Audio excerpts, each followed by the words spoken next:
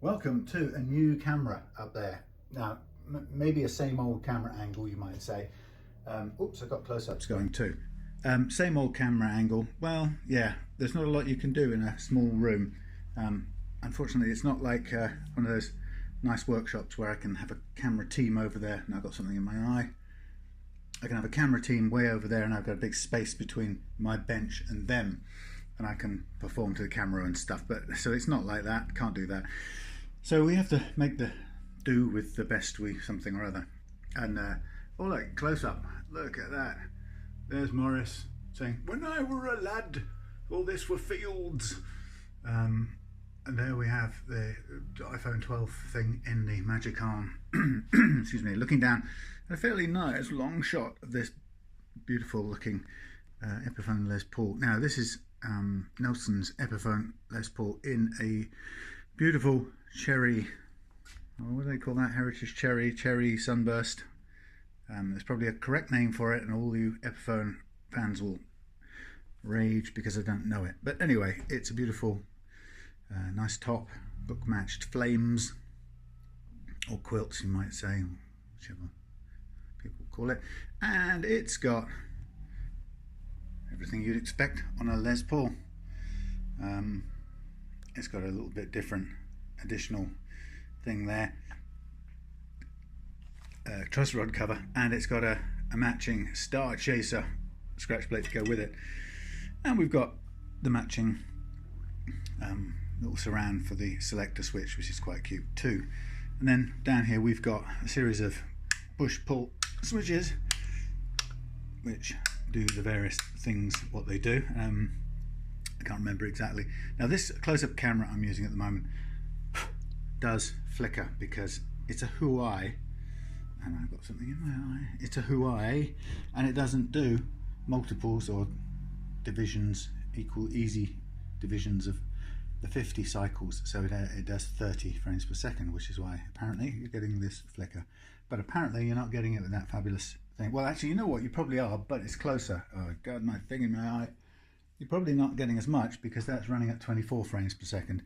Now, to be honest, 24 isn't 25, is it? No. So we've only got the 24 4K option. Now, the thing that I'm going to have to look at now as well, since Bert is being my very kind uploader in the States, he's got a huge amount of bandwidth to play with, and I really probably ought to now not be so stingy with my recording, my production resolution. So I should go up to the 1080 stuff for people who live in civilized parts of the world. Anyway, let's get back to this. We have little details there, little overlap details. I don't know how well you can see that.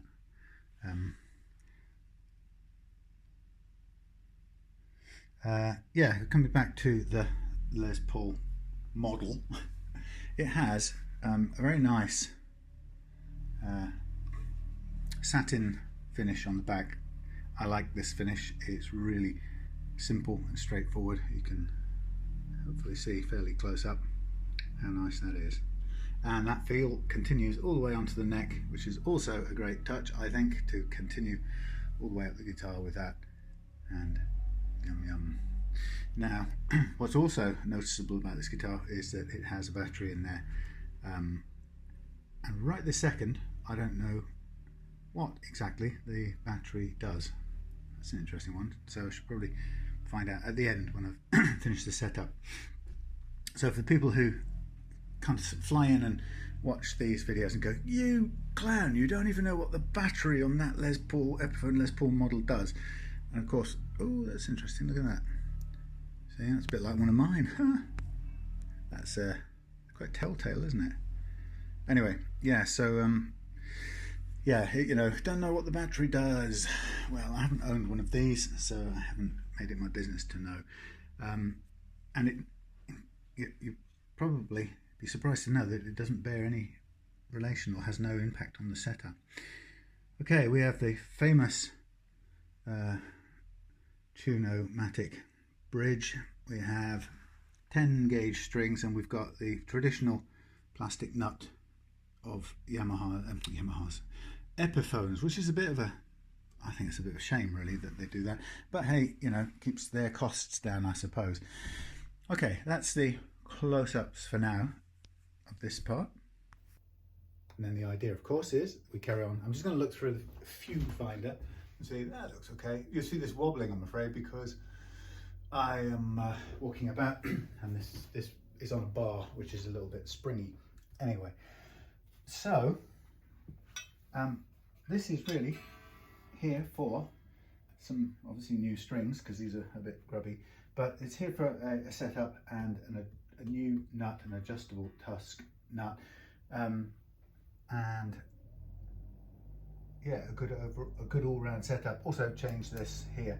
Now, one of the things that was interesting is that Nelson had sent over, well, a couple of things were great that Nelson sent over. I'm going to open this, Nelson, because I need to see this up close. Oh, I need to get the close-up camera out. Nelson sent this string butler across. Now I'm going to have to switch to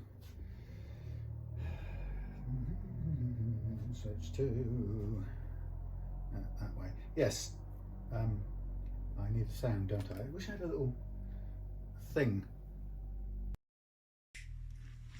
Anyway, the string butler. This is a device invented to try and correct or reduce the problems.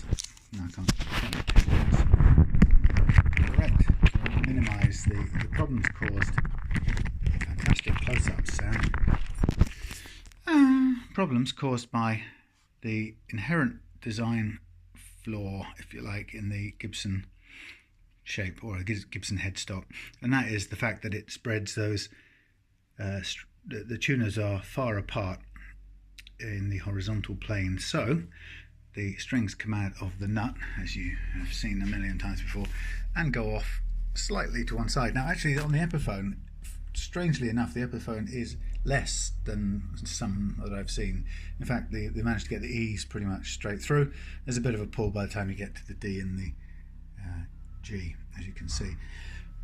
So the idea of the string butler is it sits about here and it pulls the strings in and sends them around these little rollers. So obviously what you can't do is you can't disappear you can't invisible the corner altogether. You can't suddenly make all the strings go straight, but what you are doing is you're putting them round this hopefully free moving roller instead of sending them or putting the bend, the point of the corner, if you like, in the nut itself, which even if it's bone, it's pretty stubborn and it will cause friction, and certainly will in my experience if it's plastic like this.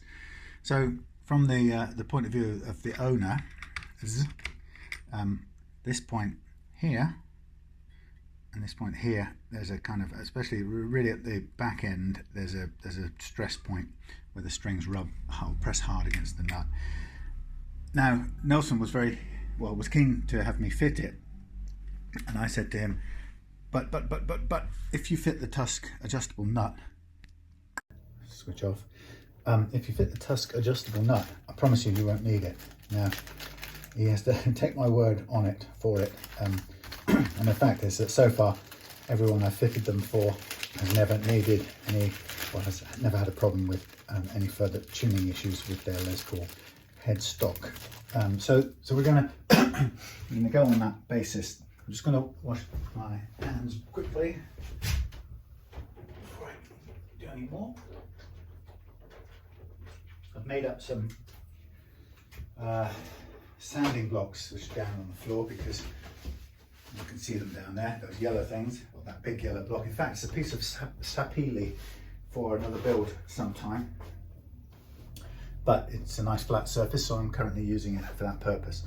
And the reason I've done that is because the adjustable Tusq nut that's going to go on this guitar is there. What an ugly looking bunch of stuff. Oh look, I can do the fantastic thing again. Now I guess the point being is if I don't speak much, then yeah, I suppose I could knock off the sound altogether off the close-ups, couldn't I?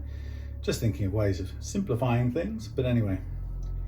So, hey, look, there's the close-up of how ugly and blobby this adjustable nut currently is.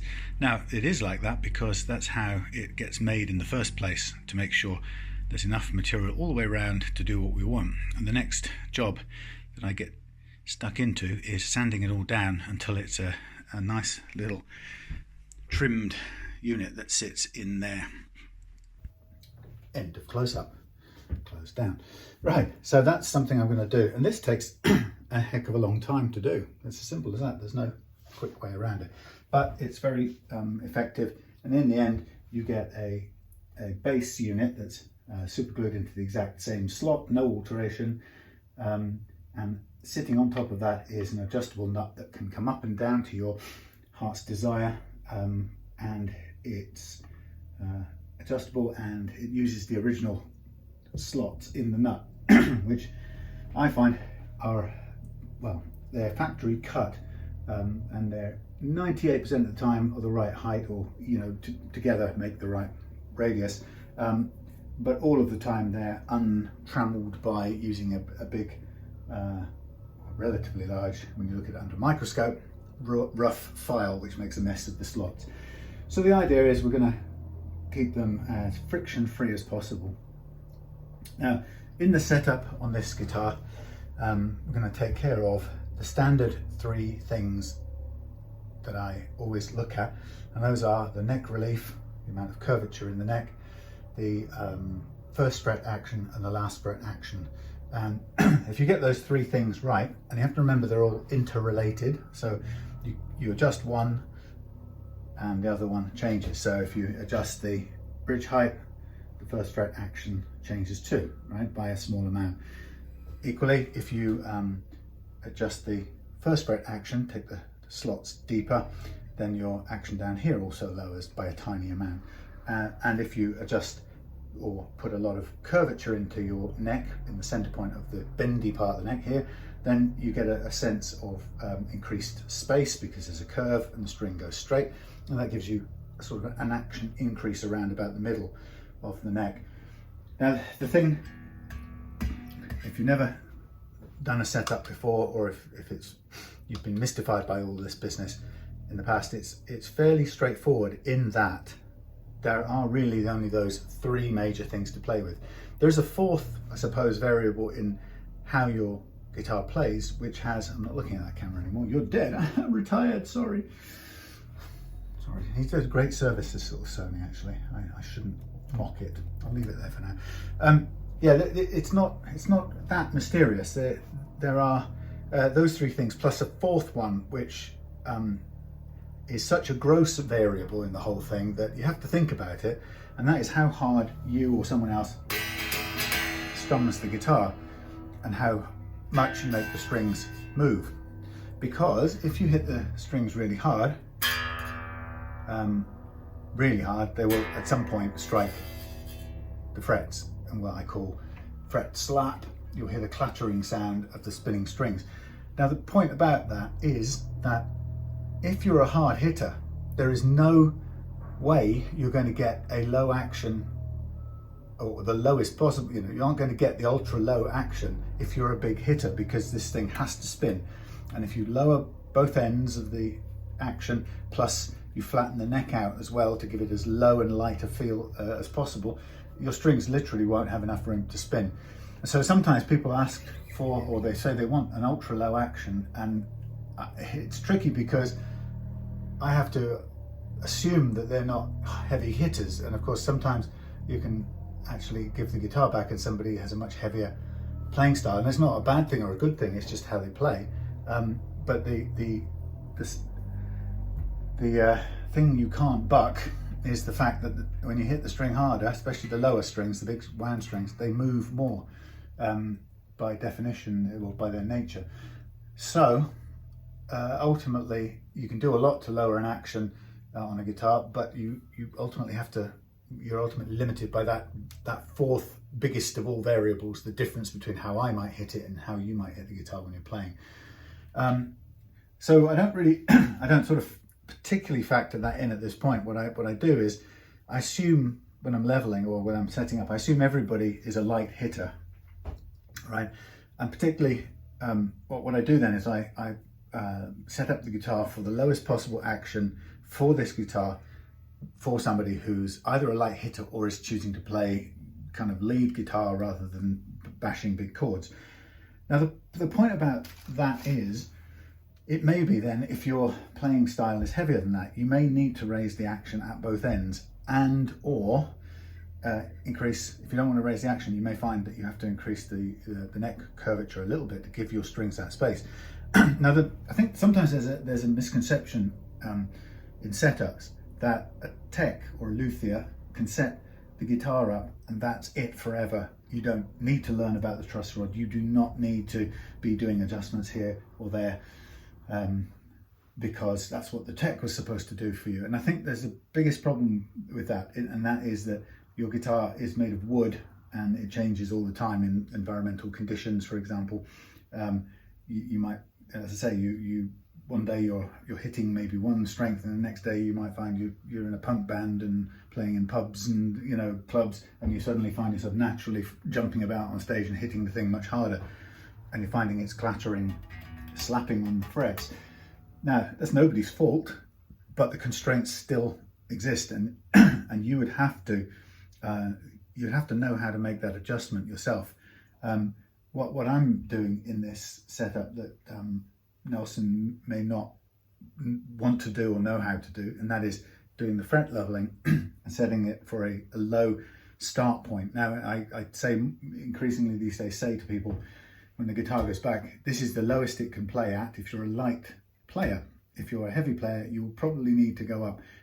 When I ask them about what they want for the guitar, I usually check if they want a low action or light action and kind of invite them to tell me if they're a sort of big windmilling rhythm guitar player, in which case I have to sort of say, look, it sounds like you're not going to want it the ultimate lowness because you're going to get fret slap. In fact, there's none showing up right now on there, a little bit, because this is actually quite high. So that thing about learning how to do it isn't some sort of defeat or admission of failure because your tech didn't do everything and lock it down for the next next number of years. You have to, I recommend that you make yourself get comfortable with making adjustments to the truss rod, for example, because if you don't, you will be at the mercy of the environment. Maybe you move house and the central heating is a little bit different in a new place, or maybe the spring turns into summer and gets warmer and drier, and you find that the nice very flat neck that I set and you enjoyed playing in the winter now flattens out that tiny bit more, and you've suddenly got a bit of buzz back that you didn't have before because basically the neck has now become flatter. Then it's possible to play it without buzz, simple as that. And if you haven't adjusted the truss rod and you aren't confident or comfortable in what it does, you're going to be stuck, and then you're going to feel you're going to have to begrudge going and paying another tech to seasonally adjust you out of the creak with your paddle. So I recommend to people all the time that you must learn to adjust the truss rod, and the simplest way of doing it is, if you're going to make an adjustment, okay, put your truss rod in. It's always difficult to locate them. Put your hex key in, 4mm hex key in this case. Remember where it started, and then do a crank in one direction or the other, or think about your circle in 360s. Think about a 45-degree turn. Think about two 45-degree turns. Remember 2 45-degree turns. Write it down. See what happens to the shape of the neck. Does it flatten out? How does that feel? Does it bend further if you're slacking the truss rod? Do the strings pull more of a curve into the neck? How does that feel? Does it feel unbearably high somewhere about here, but it's okay there and there, but it's really bad here? So you must, I beg you must explore. And I've said many times, you almost certainly can't break a truss rod. There's this real fear. I understand that you've got maybe perhaps £1,000 guitar, and you're kind of naturally, you're scared. You want to take it to an expert to do adjustments, and you're frightened that if you do something to the truss rod, maybe you'll bend the neck permanently, or just maybe you can do something wrong. And I tried to break one a couple of years ago. I had a guitar with a neck with a seized truss rod in it. It had literally, I think the adjuster had rusted solid inside the channel. And so for fun, I clamped it in various ways to the bench, and it's on my channel. And I swung very heavily on the truss rod, and I got the longest arm, and I got a spanner onto it, you know, and used it as an extra lever and so on. And you could see the arm, the hex key bending and stuff, and I just thought the whole thing was going to explode. Couldn't break it, couldn't break the truss rod, couldn't unseize it, couldn't break the neck. Of course, I couldn't adjust the truss rod any further, so I couldn't kind of crank more tightness into it, which I guess still might leave you a bit scared that if you could keep on tightening it, you could tighten the, cause the rod inside to bend so much that the whole frets will spring out. But I promise you, you would have to be literally hanging on this thing with a crowbar attached to it to put that much force into it. Now, of course, you don't want to turn the neck into a humpbacked thing and leave it there all its life, because that's not the shape it wants to sit in. So I wouldn't recommend you leave it there in the extremes, and any extremes, for any length of time. But don't be afraid of adjusting it. There's nothing mysterious about it. If you always, I read it looking down at the hole, okay, from the headstock end. If you go counterclockwise that way, it slackens the truss rod, which allows the neck to give in to the string's load and bend in a concave way, right? Creates the valley or neck relief. If you go the other way, clockwise, and you tighten the rod, the tightening of the rod causes the rod to counteract the string loading, and it flattens out any curve back down to more of a flat. And if you go too far that way, you'll put an actual hump in it, which you can do on a guitar. And sometimes I do that if I'm pulling frets out of a neck. I will literally tighten it up as hard as I can get it, so that the neck goes into an arch like that, and then theoretically it kind of opens up the slots a little bit, so the frets are easier to get out without pulling fingerboard material. So that's a theory, but it shows you can do that for a period of time without any bad results or consequences. So please get, if you do one thing from watching this video, you can hit the thumbs down. If you hate my style, you can not buy my fantastic 5-star ebook, which has now been selling for 5 years consistently, and you can get it direct from me. Otherwise, 40% of it goes to Amazon, or 70% to Amazon, 35% to Mr. Apple. You might not buy that ebook. You might not send your guitar to me for setup or modifications. You might not even buy one of my custom built guitars. But if you do one thing from watching this video, and you switch off now, that is, please go away and play with your truss rod. All you need to do is record how far you moved it, and then observe how it feels. You know your guitar, see how that feels. Go a whole turn, right? It'll stand it. See how weird that feels. Go a whole turn the other way. Just get familiar with how it feels. Now, will you promise me to do that, even if you don't like anything I've ever said? Go away and do that, and then hit the thumbs down or hit the thumbs up if it was useful. But don't go any further than watching this video and not experiment, so that when you come back again, or you next see your guitar playing buddies, and they talk to you like, oh, I don't dare adjust my truss rod, I'm going to have to take it to the tech. You will tell them it's nothing to be afraid of. This is what you do. So, 3 main things in this. First fret action, last fret action that I measure it by. Other people don't, and they've got their own reasons, and I don't think mine's better or worse. It's just how I do it, and there's a reason why I do it that way. And if you watch my videos, you'll see why I do it that way, and it's no big deal, right? First fret action, last fret action, and the curvature relief in the neck. Those 3 things are the primary things I'm going to adjust on this guitar, and also replace this plastic horrible nut with this custom built adjustable Tusq nut. Now, I didn't build the Tusq bit in the middle. If you've never seen this before, I don't know how this looks now. I will be having a monitor. I'm going to use my old Mac as a monitor standing up on its side, believe it or not. Thanks, Apple. So I can link this phone and see what I'm showing. So I'll be kind of looking over there in future going, oh yes, that's about right.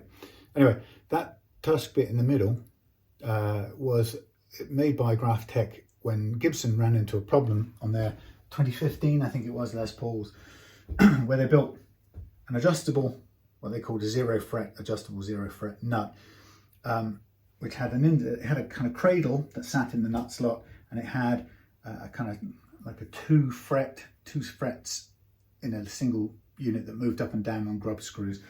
The back one was slotted to allow the strings through, and the front one acted like a zero fret in a traditional 1960s guitar, which was a great way of allowing the user to set the right first fret action. And that was innovative. Huh?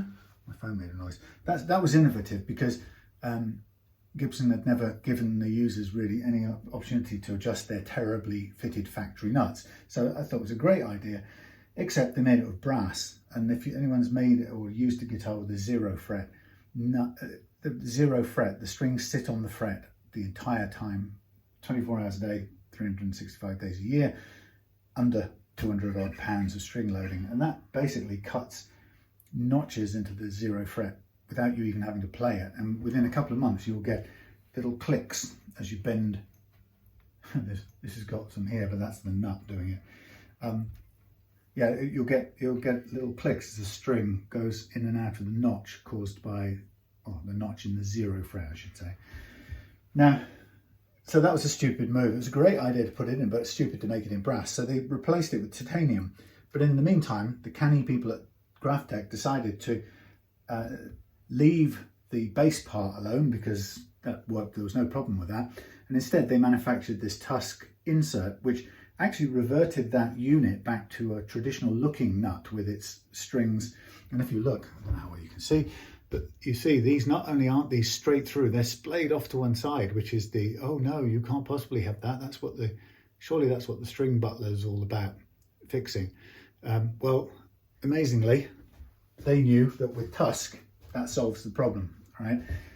So they invented this to go inside the brass bass unit, still in your Gibson, and then you would have a trouble-free nut that you could raise up and down. And people who replaced this suddenly thought, hang on, that's brilliant, stays in tune. I don't have any more tuning problems with my terrible Gibson Les Paul headstock. So that's what I'm going to do, change that out.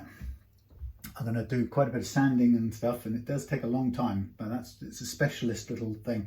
If I could, of course, if I was a big operation, I could manufacture a bass unit to an exact size and leave myself just a tiny bit of bottom sanding to get it perfectly in place, then of course I'd like that. But I don't have the means, and I make this bass out of plastade, hence it's so big and bloopy to start with. So I'm going to set, first of all, the neck relief. I'm going to see what it is, and I'm going to set it down to a very small amount. Now, this very small amount thing is a sort of average for not very hard hitting, okay? And do I know whether that's enough relief for Nelson's playing style? No, I don't, okay? So we'll have to sort of ship it with the proviso that this is set for a fairly light playing style. Should you need a heavier playing style, I recommend you either dial a tiny bit more relief in by slacking the truss rod a little bit, so counterclockwise a tiny bit, allow the neck to bend a little bit more. Or if you don't want to do it that way, you can create the space by lifting one or both of the anchor points at the end, the nut and the saddle. Anything to create more space for the strings to move, okay? Any or all three of those things can create more space. So I think this action on this guitar, for what it's worth, is probably about 0.3 of a millimeter, something like that. I'm just guessing. The thing about this is some people, now see, this is the limitation of this camera. I can't currently give you any way of looking in here without, I'm going to just try the magic arm movements a minute. I'm going to try and, forgive me for pointing this. I'm going to try and go somewhere where you can see the guitar and I'm not in your way. Oh God, this thing is now going to fall over sideways because it's so unbalanced, I should say. Right, I don't think I can make this work just for a second. Hold on. Bear with me, I am very sorry. This is teething troubles, right? Things will change in the not so distant future. If this just goes clonk in a minute and falls off, nothing bad will happen because I've got all the protective gear on the camera. Hey, slightly different angle. I can look at these and see which works. I mean, if this works as an angle, I'll just stick with this, but hey, you never know.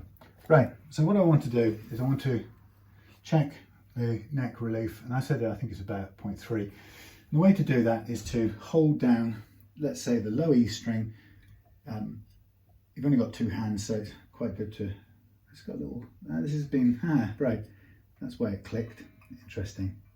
There's damage on these frets.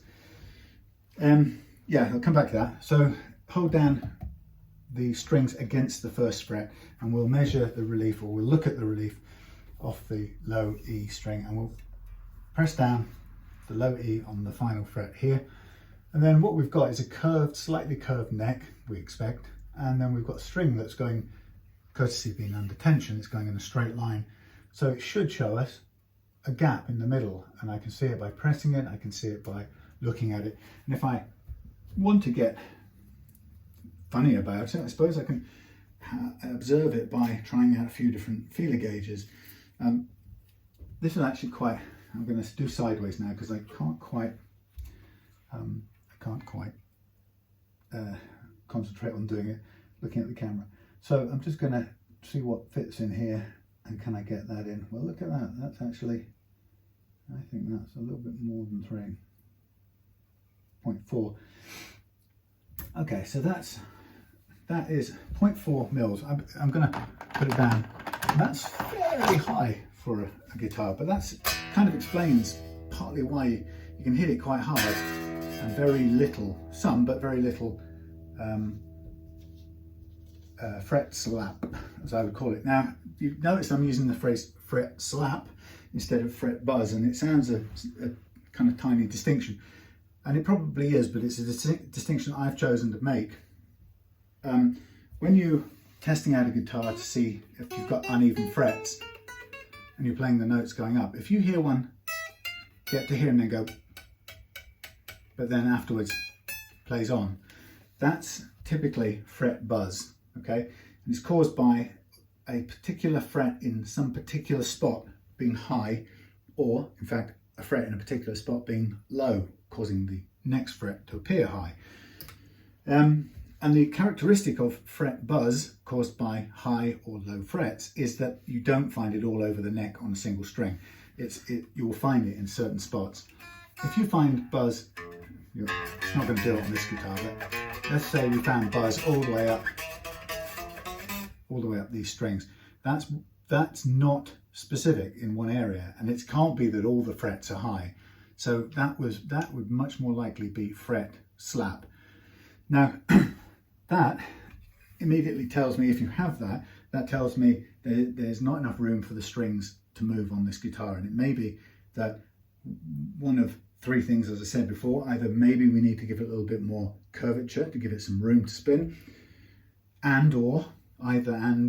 or raise the first fret action up a little bit, or raise the last fret action up a bit by raising the bridge. That's three things you can do, but what I also know is that my fret leveling technique that I call using the banana, this adjustable truss rod, which maps the curve or mimics the curve in the neck before leveling with that curve still in the neck. That method, what it also does is, because it takes out the high spots, but it also takes a little bit off the other frets as it's doing it. Not much, but just a little tiny bit. And the act of getting rid of the high frets and some of the string damage, the fret damage you might see that also needs clearing up, you can take care of all of those things. And on top of that, it creates a tiny bit more space than you had before. And sometimes that's enough to clear up the fret slap as well. So it's quite a nice little method. And actually, that might sound like a lot of fret leveling, but it's actually far less metal removal than I will get the, let me just get the thing, I'll show it again, because it's a tool that I used to use. And in fact, what I'm going to do So I'm going to give it a close up because maybe you can see on there, but save that. I can look around here. I can be in the camera. Okay, so here is a fret leveling file from a major manufacturer. And you can see it's clogged with metal at the moment because I've used it for other kinds of filing. But that, as you can imagine, that the kind of coarseness of that file scrape the living daylights out of your frets. Of course, it does a perfectly good job. It takes all the unevenness down. But you can see how mean that, I don't know what the surface is, how rough the surface is. And taking metal off your frets, that to get them all level so that you don't hear any more rocking with your fret rocker, the traditional way of doing it, that file cannot but take a load of metal off. By contrast, I do the leveling with nothing rougher than a 400 grit piece of paper on a fret on the underside of a truss rod. So the difference between 400 grit paper and that file is quite substantial. So even if you're doing quite a bit of work with the banana or the truss rod file, leveling beam, it's still much gentler than using one of the traditional metal file approaches. And that's no different. That the grit or the crosshatch, the teeth, what do you call it, the pattern on that file is no different really from using a normal metal file. In fact, it's exactly the same as some of my cheap B&Q metal files here. And that's made by a very big manufacturer, and of course it does the job. I'm not knocking it. I did that way for 6 months to a year or something, and until I discovered, well, I didn't discover it, until I came across this method, which I just found saved a lot of fret metal, and that's why I switched to it. Not really even because it was more accurate, it was a little bit. Anyway, so somebody will be watching this going, God, he takes his time, he hasn't even done anything to the guitar. And that's true, because I explain this whole thing about why I'm doing what I'm doing. And of course there is always the off button that you can press. And by the way, I'm about to switch off all my ads shortly. So I had enough of YouTube. I've signed up for the YouTube's premium thing. Well, I'm on a trial. I'm under trial. I'm on a trial, and actually I think it just ultimately it makes sense. If I can get what I want out of it and get the music I want, then I'll stop my Spotify. And I'm sorry, Spotify, it's one of those commercial things. If I've got to pay 10, 11, 12 quid a month, the truth is I watch an awful lot of video stuff too, including things like this. And I'd rather we pay for it than YouTube ruin your experience of watching my stuff by putting more and more and more ads on, whether I like it or not. Now, the funny part is if I pay for it, I pay for it at 12 quid a month or 12 quid a month, and because everyone goes and pays for it, I no longer get ad revenue. Guess who wins? Oh yeah, YouTube only. Brilliant. Anyway, and they'll still find a way of charging people to advertise inside some part of their system. So the people who lose will be the content creators. I think a content creator should probably have a free premium account. That's how I think it should work. But anyway, meantime, I probably will take off the ads because I hate the way it's become. Anyway, so yeah, if you don't like this kind of thing, please, I hope you switched off 30 minutes ago. Okay, so what I'm going to do is, the first thing is, this has got a lot of relief, and the idea is I'm going to aim to give Nelson back a different guitar. That's the whole point of this. It's going to be different because it's going to stay in tune with the Tusq nut, and that's going to be adjustable, which is great. You could up it and play slide if you wanted to, that kind of thing. There's a few little things. Equally, if your neck does flatten out, in different weather, you can maybe get over it by just lifting, or not only will you have to put a bit of relief in, but you may have to also raise the first fret action a little bit too. So having that flexibility to do it, and also to be able to do it to where you like it. I'll set it low. You might want it a tiny bit lower, but it will still play because it's still higher than a capo action, which is incredibly low. Anyway, so I'm going to go for a low light action, which typically would be about 0.2 of a mil here, so about a third of what's dialed in there. Now, as soon as I do that, the first thing I'm going to do is I'm going to flatten this out. How will I flatten it out? By putting in the adjuster, firmly wiggling it until it's sat firmly in the thing, and I'm going to dial out the curve by tightening, and to tighten I go clockwise. So I have, now is that even in? See, that's the thing. If you don't get it in, it'll just spin. So you don't actually have very good feedback because it's so far down in a hole. You might want to swap a couple of these keys around until you get one that you can be convinced is all the way in. See, I'm not even convinced that's in. See how slightly unscientific it is? You can try if you want to feel, see if it feels more secure. You can go in from that side a long way, and now it feels a bit better. Okay, I can turn that now and I can feel it beginning to bite.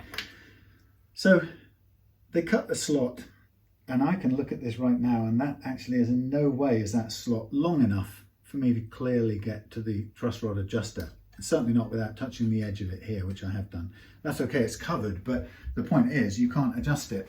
It's not, they've decided to make that neat and tidy and very small, but the truth is it needs to be much more like a Strat one, where the hollowed out bit is much deeper and longer, so you can get an adjuster in there, hex key in there, because it's so far back. That's the other thing. So not a great design that's evolved over the years. Okay, so having done a little bit of a tighten, I now go back and check visually, and that looks a little bit neater, or a little bit less relief. Now I'm checking approximately in the middle between the two held down points, and I would say that's about 0.3. Now we might hear a little bit more buzz slap kick in when I hit it really hard, and that's the way it goes when you dial down the relief to make a flatter playing neck. And like I said, the mistake some people make is to think that it has to do with fret leveling. It doesn't. That has to do with the amount of space your strings need to spin, and that has to do with the scale length and the composition and gauge of your string. It doesn't really have anything to do with anything else. It doesn't really have to do with the height at this end or that end, and it's certainly at this point. I mean, if there's a really high fret, yes, the spinning string will hit it first, but it will hit the other ones too. So I'm going to leave it there. 0.3. It's half of what it was. I don't want to go any lower. Next thing I'm going to do is I'm going to measure the default last fret action. I can see right now the first fret action is fairly low. I would put that at about 0.4 of a mil, something like that. So just double check. Now some people, like as I say, talk about numbers. That's just about 0.3.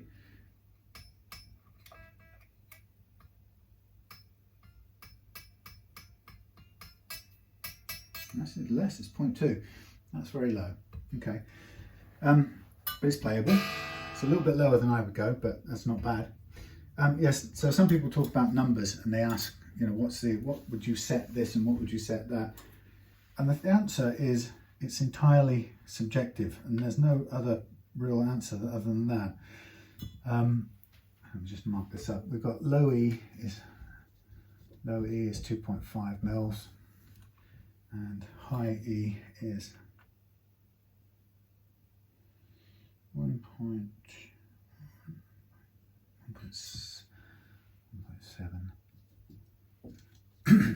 High E 1.7, and that's sort of spread in between because of the fixed radius of the bridge, which is supposed to be 12, but they kind of vary a little bit. Yeah, so people talk about, you know, what is the correct action to, well, The correct figure for how much relief you want in the neck is whatever you like, what's suitable to the way you play, whether you hit it harder, whether you hit it lighter. How much action at the first fret, depending on how you like it. I can tell you that if you go above about 0.5 millimeter over the first fret, the notes you press down in this area will go sharp because you're having to bend the string noticeably to get them down to the fret. My experience is that when that's below 0.4, 0.3, when it's around about 0.3, it's a good height to have a good feel for the fretting the notes, but it doesn't send them sharp. Now you could argue that if your technique was perfect, you would be able to fret each note with so little force that you'd never make the notes go sharp. And there's a degree of truth in that, but we're not perfect. And so why start with an action of the first fret of 0.7 when you could start with 0.3 and avoid all of those horrible out of tune effects on open chords. And again, so I know that around about 0.3 is good for a first fret action, and I also know that for me 1.5 down to about 1.2 is good for a spread on a Les Paul. I can go a little bit lower sometimes on an SG, but you can see straight away that that's 1 millimeter lower on the bass side than it currently is, and 0.5 mil lower on the treble side that I would aim for. Now what you might find is when you come to take down the action to that sort of height, what you might find is that you suddenly get individual fret buzzes around about the neck. You also might find that notes that previously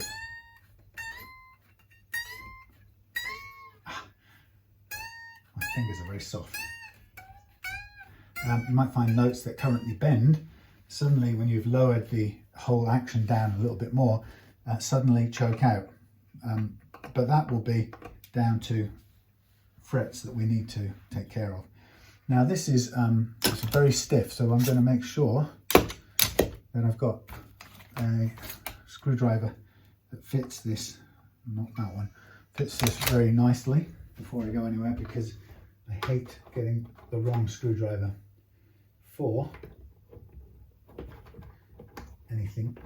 Get my hands on this, but particularly these kinds of things, because that's a tiny bit too wide. They kind of strip out very easily. That's a 5, that's a 5.5. This is a 5. I think I saw when I looked at the reviews of these screwdrivers, somebody said, they're great, but impossible to get out of the container. Okay, so to get this to go down, I'm going to go clockwise and lower it quite a bit. I'm just going to quickly look down here and go, that's still over, that's nearly 2. So you can see how many turns I had to do to get it down.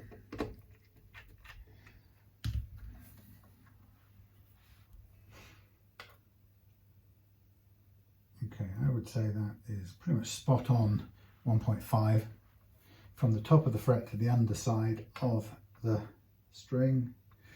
That's still 1.5. Sorry, 1.7. No, it's down a little bit. And we'll dial that in a little bit too. And we want about 1.2, 1.3. Now you can see that I'm using terms like 1.2, and you can't really tell whether it's 0.2 or 0.3. So I just think that's a little bit low. So I'm just going to go up a half a turn maybe. Yeah, I can feel the edge of the binding Epiphone. Okay, 1.25 I'll call that. Now, beautifully out of tune.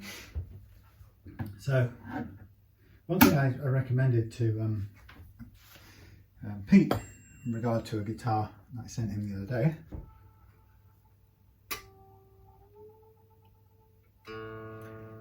I know it sounds weird, but I always have a note to start with, and I know that relative tuning like this is not accurate, but for this, it's enough. And also what it does is if you have a note making thing, it gives you the correct octave for the A or whatever the note is.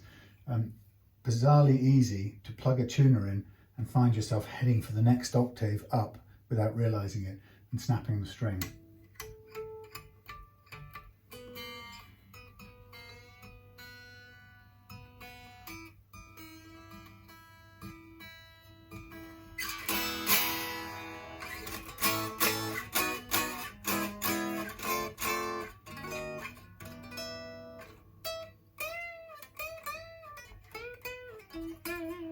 Well, that plays.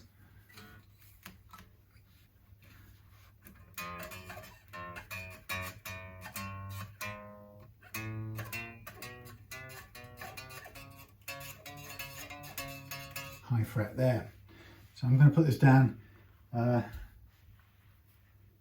with the wrists there.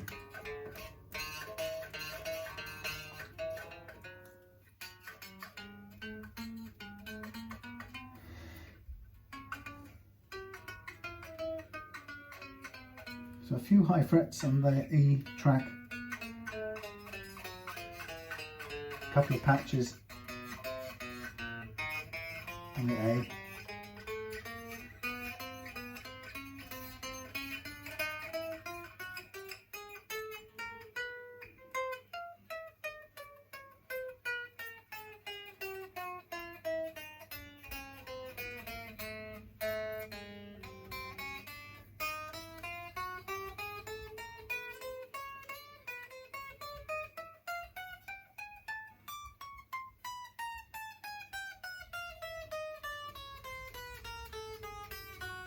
So the plain strings are pretty good.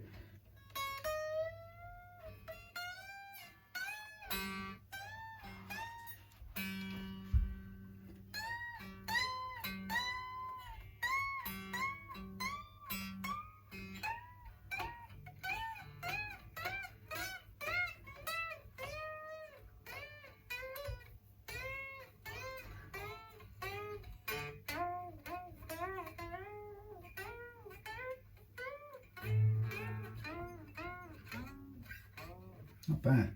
Well, I would say there's a few high little bits on a couple of spots on the low strings and a little bit, maybe a little bit of slap going on the way up. Okay, I'll just double check. Having lowered the action, what we'll find is we shouldn't have changed the amount of relief because that's a bit deal between the first and the last fret, not really the bridge, not involved. But let's see where we've got to with the relief. Double check.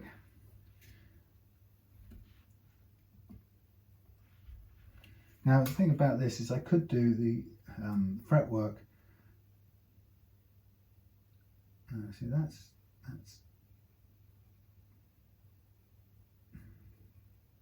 I think this is now about 0.2. It may have continued to just settle a little bit lower. In which case I might want to put a little tiny bit more back in. Actually, no, you know what? It's 0.2, about 0.25. I'll keep an eye on it. We could afford a little bit more. It's not bad as an open chord.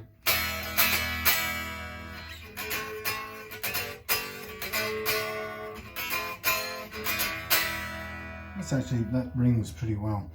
So I'm going to clear up some of those individual notes on the bass side. Sounds pretty good to me on the upper side. Noticing down here, you remember I said I had a little click. I don't know where it came from, but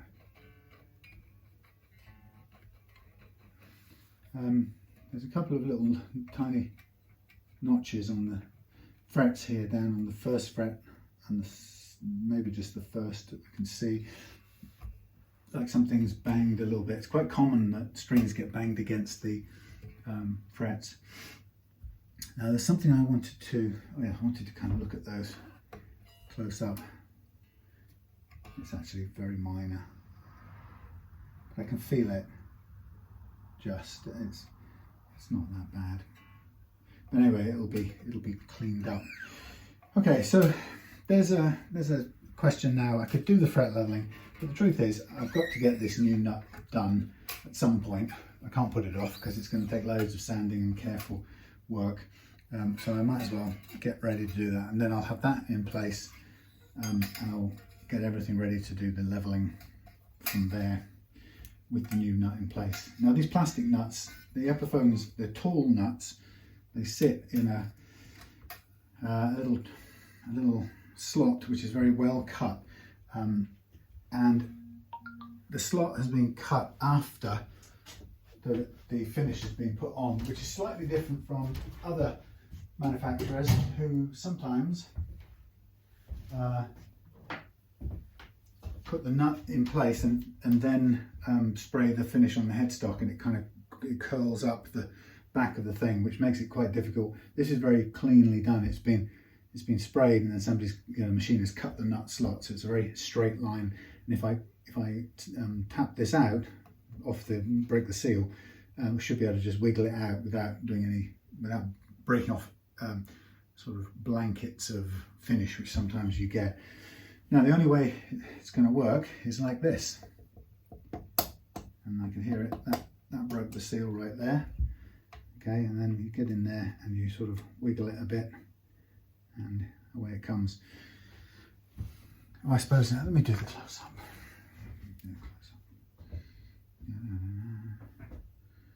There we are. Fairly nice clean slot, front and edge and back edge. Move farther away, how dare you. There you go. Oh, see, I don't know what I'm doing.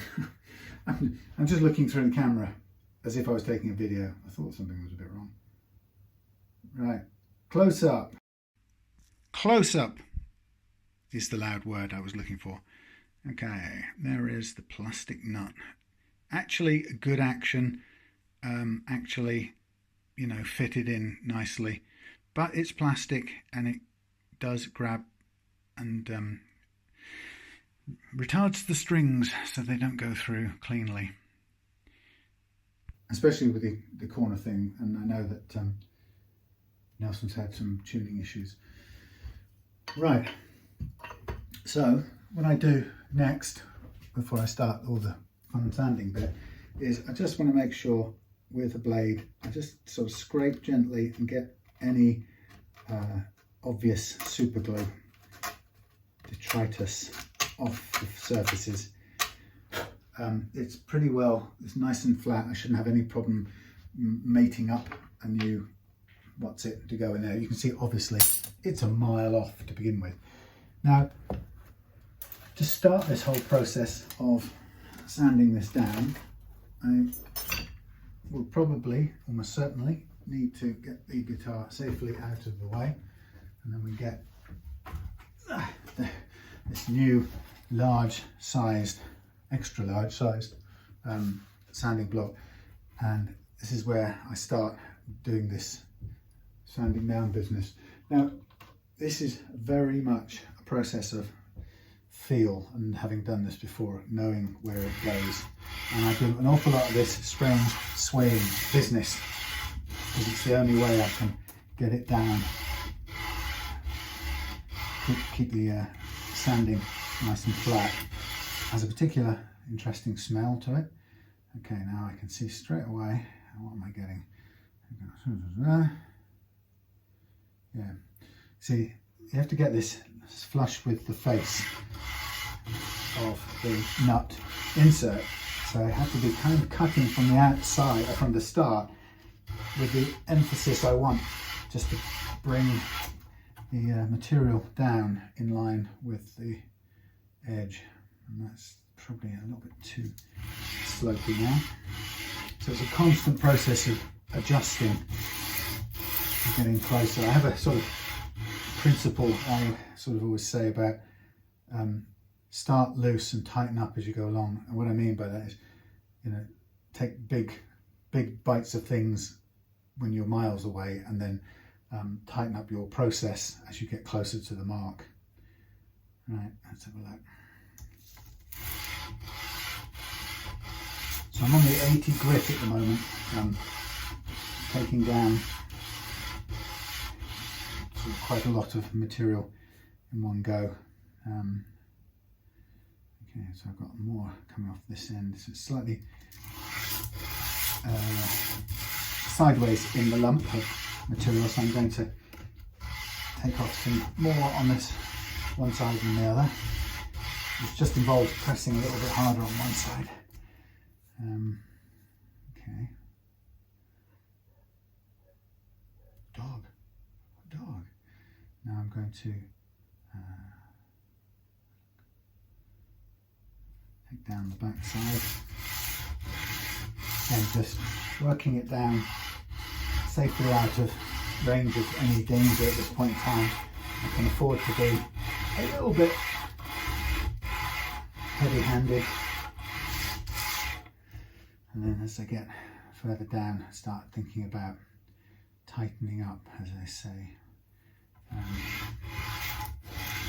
What will happen is I'll get down the sort of sides of this, the long sides of it right first, and then I'll end up focusing on the base of it. But right now it's more about the edges. Okay. Then as I get further down, I'll switch over to the, well, look, it's a very large line of expensive cocaine on the floor. Oh dear. Memories. Oh no, I'll get arrested for copyright infringement.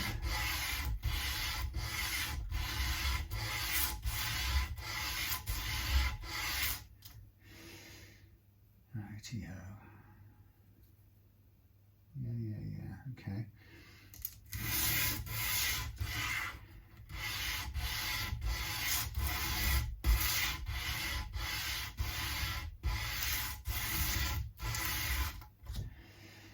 Okay, coming down nicely on the front side, a little bit more needed off the right hand side than the other side, so a bit more pressure.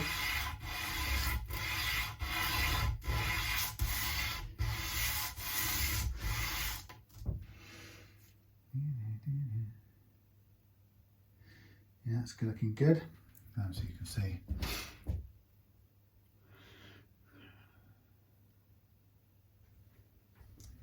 I was thinking, you know, when I was looking at the whole business with YouTube and ads and monetizing and so on, and I thought, if I just say to hell with the ads, you know, all this worrying about filling in the forms, is it for children? No. Has it got these themes in it? Has it got those themes in it? No. All of that stuff seems such a big hassle. It'd be actually quite nice just to switch the monetizing off and say, you know what, forget it. Not only don't I have to do all of that stuff, I can actually talk about anything I want to talk about without fear that the advertising or the YouTube algorithm thinks it's an unpleasant subject matter for its precious advertisers, you know, and you know, it thinks its revenues are under threat because people are talking about tricky subjects like, I don't know, global pandemics and stuff like that. Anyway, so I thought it would be quite nice to have freedom of speech back and not be dictated to by a commercial enterprise. And then I thought to myself, oh, well, what would I talk about anyway? Like, you know, bearing in mind that some people who come and watch these things don't even like you telling a story about anything that isn't, you know, exactly what they wanted to see about guitar setups. If it isn't the precise spec of a Gibson Epiphone Les Paul setup, they don't want to know. Anyway, so this is a little bit tricky because this has got tightly caught in the thing. Can I get it out? Let's try. Anyway, so yeah, I thought, what can I talk about? And then I realised, well, I could talk about my coloured past life and colourful, checkered, colourful and checkered, coloured. My colourful and checkered past life, with all the amazing things I did along the way. I thought, yeah, you could talk about those things. Once upon a time I was a lecturer. Another time I was a corporate management consultancy type fella. And had the privilege of going off on trips and stuff. Staying in very expensive hotels on somebody else's checkbook, as it were. So what I'm doing is I'm just at it. I'm just working my way back to you, girl. Working my way down with sticky up bits, so I get a nice flat top to this base unit. And this is just a cosmetic thing, really, but it's nice to try and keep it as tidy as possible. Yeah, I thought I could tell stories from my younger days. Thinking about the younger days. Da, da, da, da, da, da, da. Yeah, that one. Anyway, so maybe I will when the time comes and I tell Google's advertising bots to go boil their heads. 9110, 6110 goes in that way around. Right. Okay.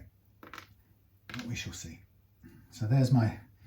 Right, now you can start to see it's starting to merge a bit tidilier from its cocoon, but I'll keep going because it's still too wide and there's still a lot to wear away. Anyway, yeah, so I thought it'd be quite fun to just reminisce a bit, really. Partly because I suppose sometimes when we see people doing something, we sort of think that they've been doing that forever. And now, of course, it isn't the case. Now, this is now starting to look a challenge. So now I've done lots of different things.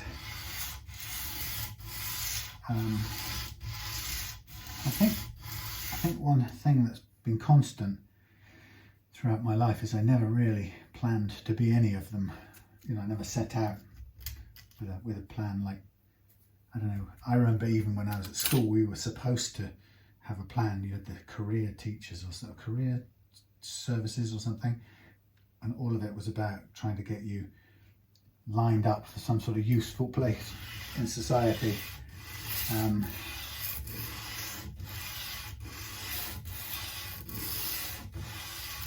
I found that sort of thinking more frightening than anything else. So imagining that you could even begin to have an idea at that age in your life. Now, what am I trying to do here? I'm trying to press this bit down. Yeah, so I was hopeless. I can't even remember. I think there was vaguely a time at some point in my life when I wanted to be a cook, chef in the Navy. No idea why. And then for a while I wanted to be a marine biologist. Still like to be one of those, that's pretty cool. And I think I just loved the undersea world.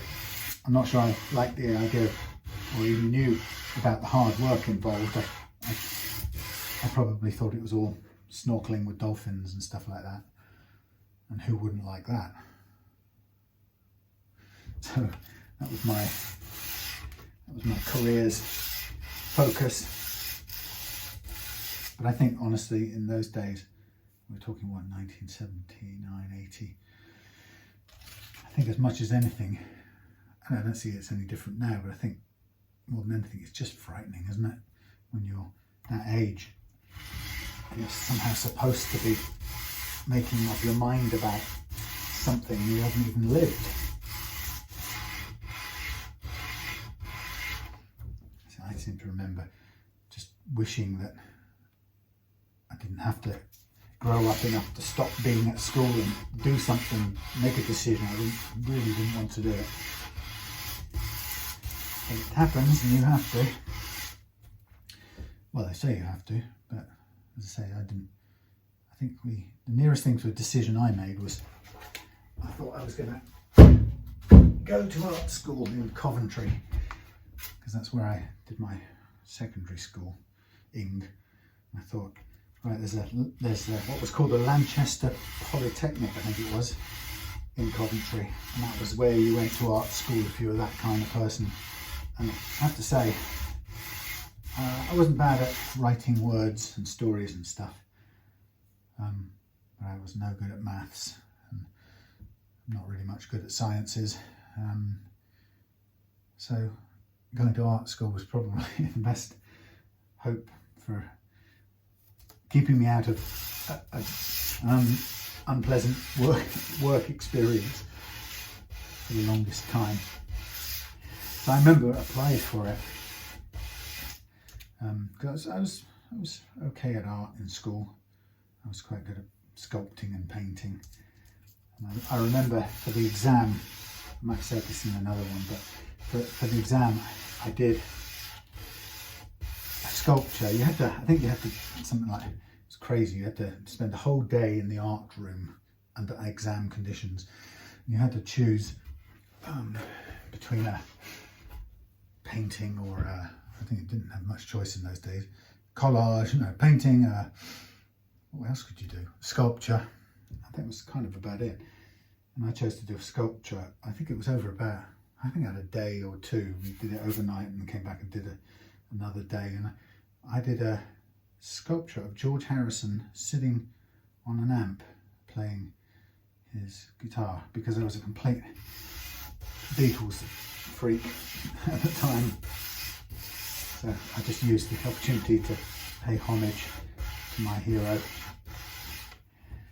I think he got me a pass, but I don't think he got me much more than that. I don't think I got any distinction type things.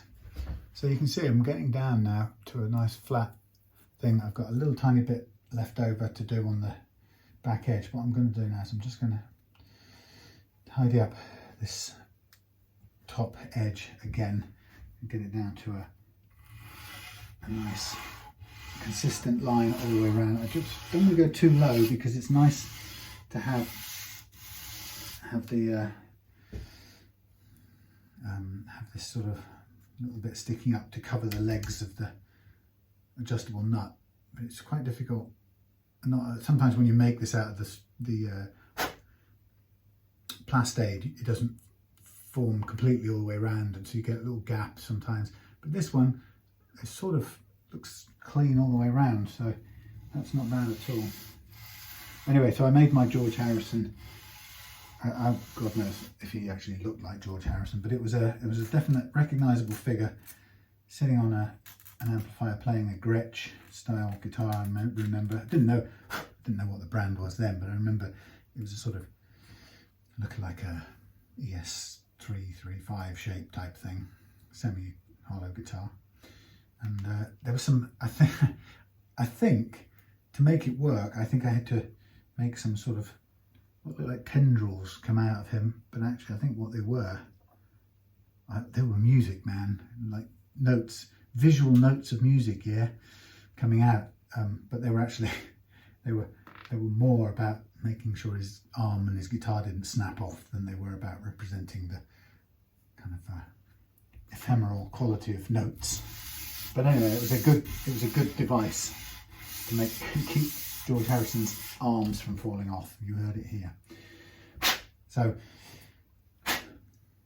see how nice and smooth that front of the nut is now, in line with this, perfectly square with it. Now I'm just working the back down a little bit more, but then very soon I will be going to line it up there. But what we can do, if we don't want to just get the guitar down yet, a way of checking is to take very careful measurements of the nut, the original nut. And so we come along now, bass side, treble side. So on the bass side, 585, 596, bass side 629, 629. I'm more exact than theirs. What did I say? 585, 629. So 0.4 of a mil to go. So I'm just going to keep on sanding on the finest grade now. Now this is the tighten up bit, right? We started loose and heavy with the big grits. Now I'm working this down, tightening up the tolerance now with the smallest or the highest grit, the smallest, smoothest, not so roughest, you know what I mean. Finest is the word I was looking for, the finest grit. Let me check it again. 585, oh, 597, oh, 616. So that means we're a bit wider at this end here. Let's put a little bit more weight on this end, if I can.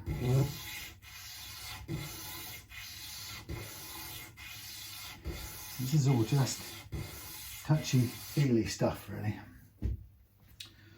Yeah, anyway, so as a young man, I got my art degree, and the thing that really annoyed me about that, I hated school.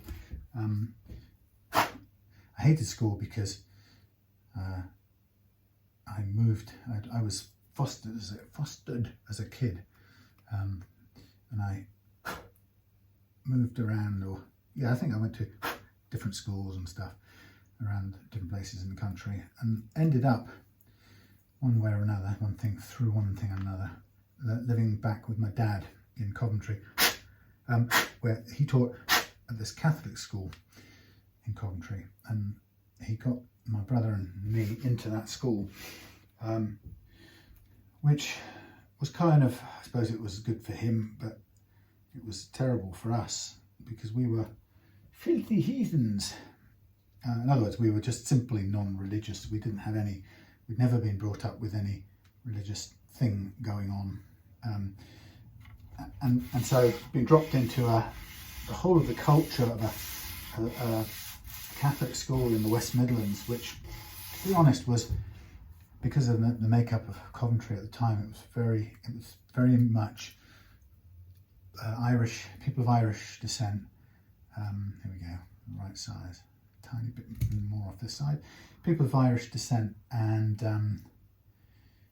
also Polish people who were quite Catholic, or very Catholic.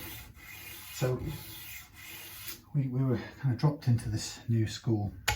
We'd come from a grammar school, and funnily enough, in Devon, which is where I've ended up back. Right, there we go, exactly the right size. Let's have a feel. Yeah. Oh, look at that. Perfect. Now I've got to get the size down. Yes. So what I'm going to do, by the way, just for this, I'm going to copy the. Can sort of approximate the nut. Actually, I'll line it up. This is a little bit difficult to do, sort of really making this bit up now. I'm going to try and get these two bits to the same height, and then I'm going to draw a line down there saying you can take off this much and it will still be okay. Yep. So you can see that's quite a big amount to come off. So I'm going to take that off with the band saw, and I'm holding it flat, and then I'm going to come back and carry on sanding and telling them the story of being dropped in a Catholic school. Dun, dun, dun. Hold on.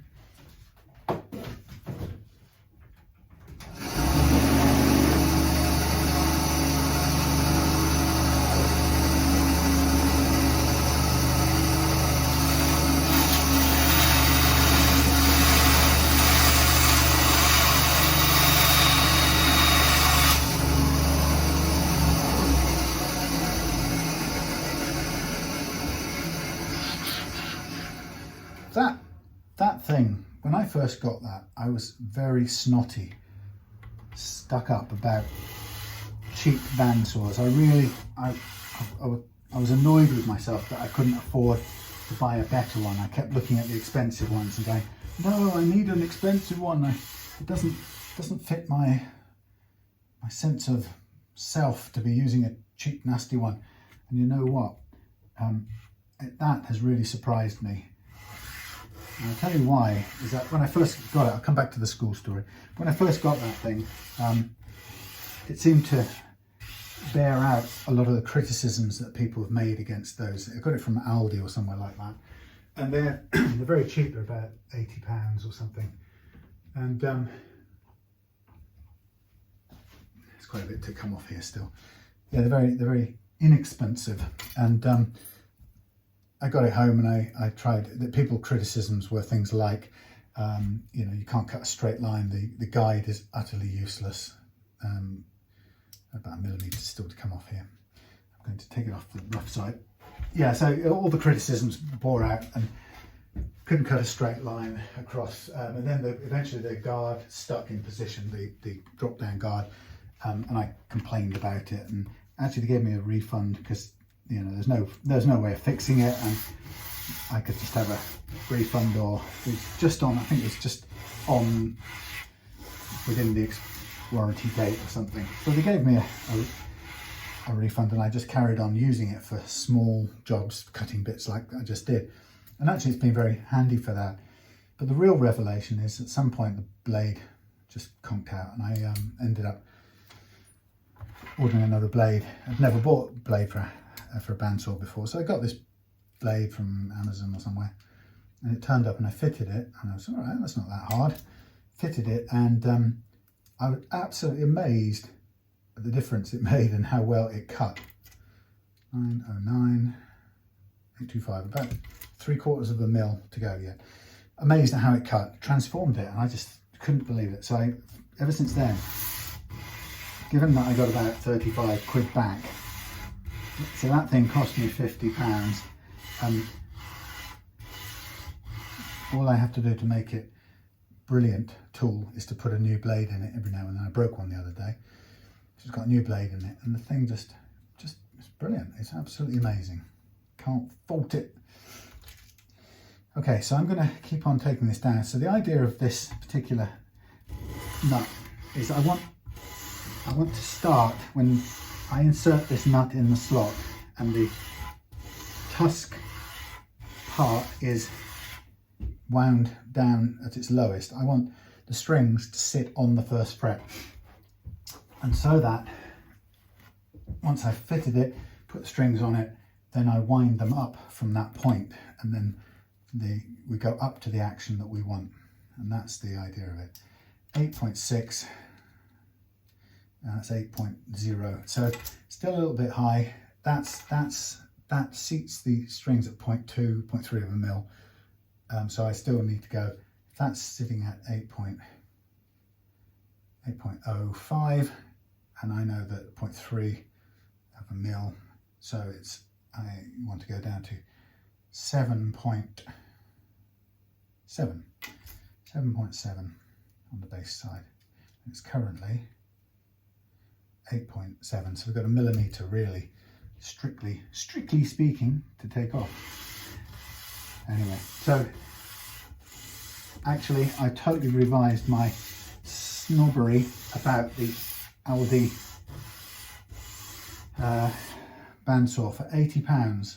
Couldn't get better than that. And actually, if I need to cut a straight line, okay, I haven't got a way of bringing the guide down anymore, so I can't tension the saw up the blade, so it will tend to wander.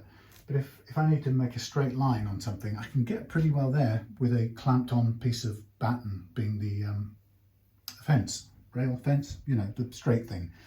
So it's quite amazing, given that I was so rude about it. So I take it all back. Anyway, that's me and bandsaws. A bit further down we still need to go.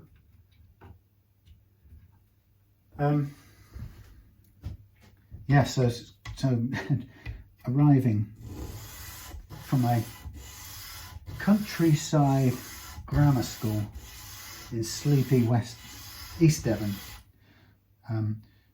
where I've been living with these foster parents, and then arriving back to live with my dad, who at the time was a single parent, or, you know, to us, and didn't really have any experience of bringing the kids up, and then to be dropped into that new environment and a new school, which was suddenly full of all this religious ritual that I'd never seen or heard of and that played no part in my life. It was quite terrifying for a, what was I, 13-year-old kid, 14. It's pretty scary. You feel, I remember all I wanted to do was not stand out, because I didn't want to be anyone to notice that I didn't know the strange call and reply things that people do in Catholic churches, you know, and those kids had obviously grown up doing that thing all their lives, and it was familiar to them. But for me, it was the unknown. Never, couldn't understand it. Of these long assemblies with all these, Lord, hear our prayer, Lord, graciously something, and everyone, of course, knew when to say the thing and when not to say it, and on top of that, what the words were that you were supposed to say. And I didn't know any of that stuff, so I got very good at coping, mimicking, adapting very quickly. Picked it up so that I didn't stand out, and that became quite a pattern for my life after that.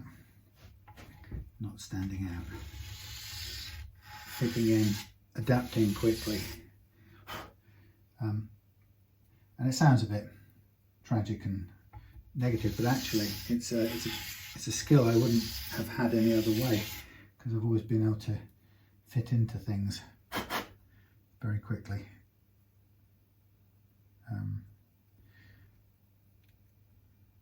Which you know, in the end becomes a really nifty sort of skill to have. Okay, so I'm going to just round off the top of this little thing here, so it's not quite so sharp.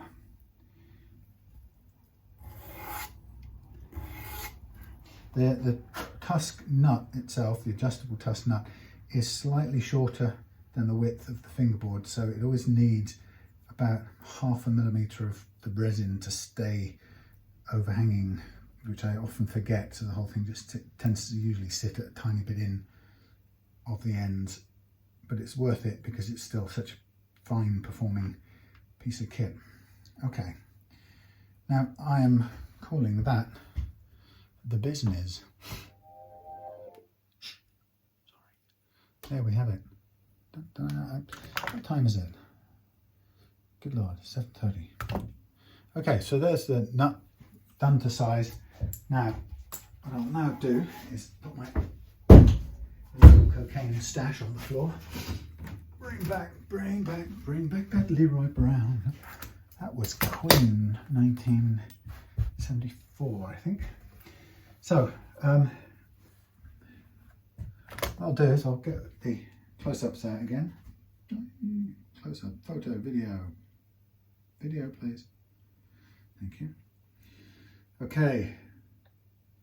Video. And here we have the original nut. Hard plastic, you know, usable. Not the end of the world. Better than the mushy plastic. But here is a better option. Here is the perfectly fitted Tusq adjustable nut, actually to the exact size. I think the bottom part of it is perfectly done. I might just run that a couple of seconds more on some sandpaper, for which I don't need the close-up. Now, this is a very tiny sort of minor detail, very soft sandpaper here, slightly worn sandpaper, but I'm just looking to flatten out the underside of this. It's nearly there. Now, if you do this thing, you have a little bit of final adjustment to do like this. The nice thing about the adjustable nut is you can afford to go down a little tiny bit further. That's actually really great. I'm going to call that quits. Well, I say I'm going to call that quits. The test is, are all these strings sitting off the deck? And that's the important bit. Now, just a piece of info, this will be for Nelson as much as anybody else. When you use an adjustable nut, you have to, although the base will be glued to the nut slot, the top bit can come out, so you want to fit the middle strings first. Okay, now what I'm seeing here, interestingly, is we are on the deck on the treble side, but we're actually higher up on the bass side. Now this is pretty even all the way across, so I don't know what they've done in cutting this. Oh, I can see it. It's uneven. The slot, isn't that incredible? It's right. Zoom. The slot is deeper on one side, and I didn't notice that. Not a reason why I would have noticed it really, but yep. So it's fractionally deeper on the treble side than it is on the bass side.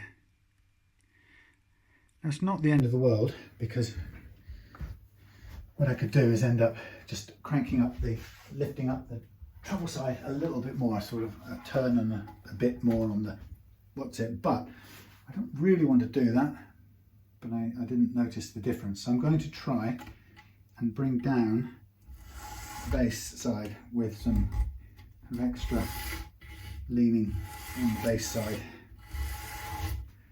and hardly any leaning on the treble side. This starts where it starts to get hard to hold the darn thing. I'll switch grits. It's got a slight little kink in the middle now, which is okay. We'll just sort of have to compensate. Right, that's sort of getting to where it should be. Now I need to try and flatten it out completely without going any further down on the treble side, ideally. So you end up with the base of this thing. It's actually pretty small by the time you finish.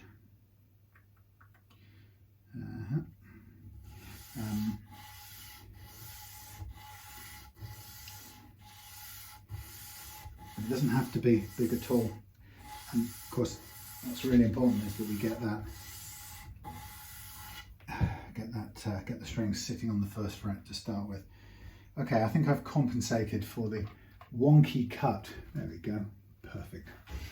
Now, I'm saying perfect, but it will be perfect when I'm certain that all the strings now will start by touching the first fret, and that will be what I want. That's what I want. Ding, ding, ding, ding, ding.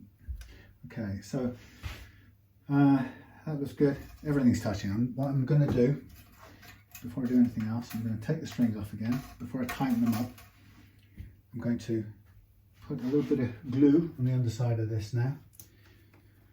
And I'm going to press it into place. And that will be, oops, that will be us.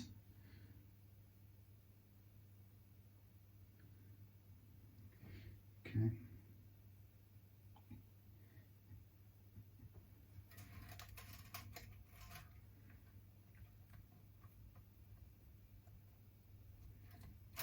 Okay, I'm going to now press this down, load it with the middle strings. He said, failing to do that. Where's my winder? Okay.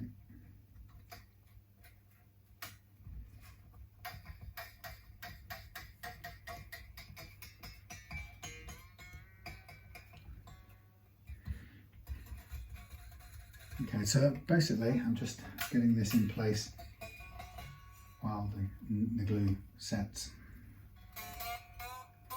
Now this is sitting on the first fret, playing off the first fret. So it's not what you imagine, it's not playing off the nut.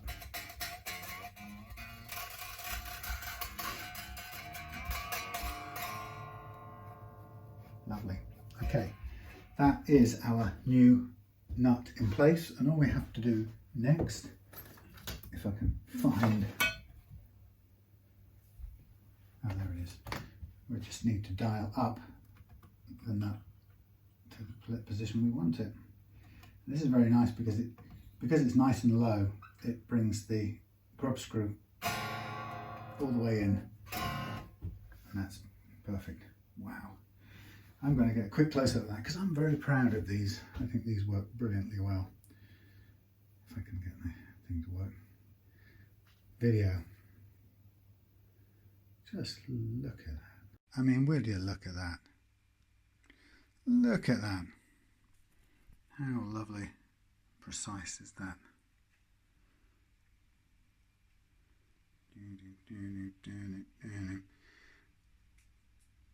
Now, and that's not measured or anything. That's just a nice low action to start with.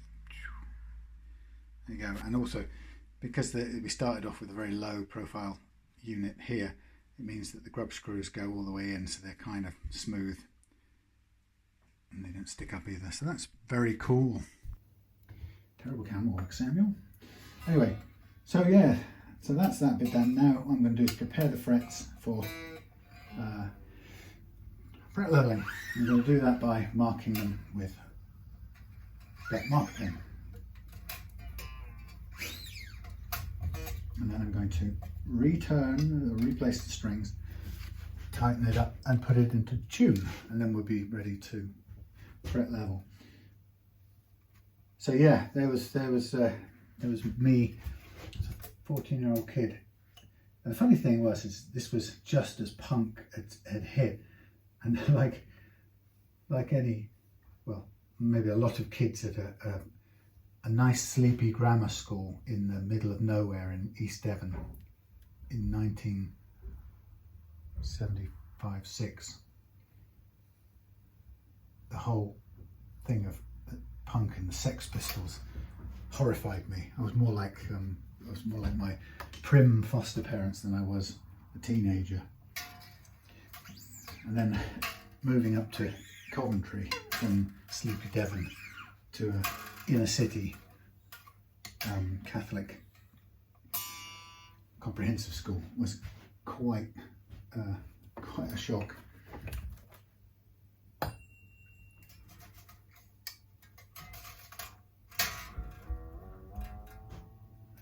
kids used to fight from different schools. Used to have wars.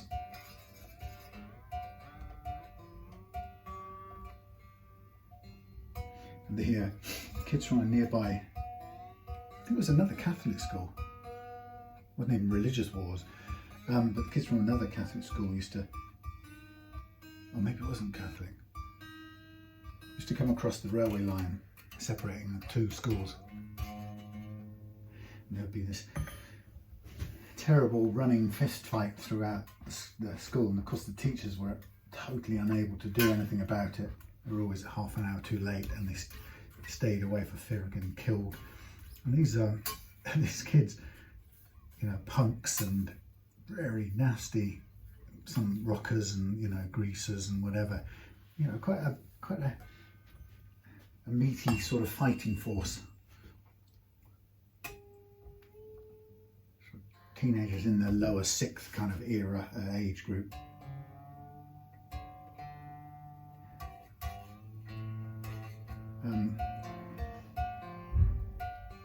Used to turn up and there'd be these mass fights, brawls with table legs,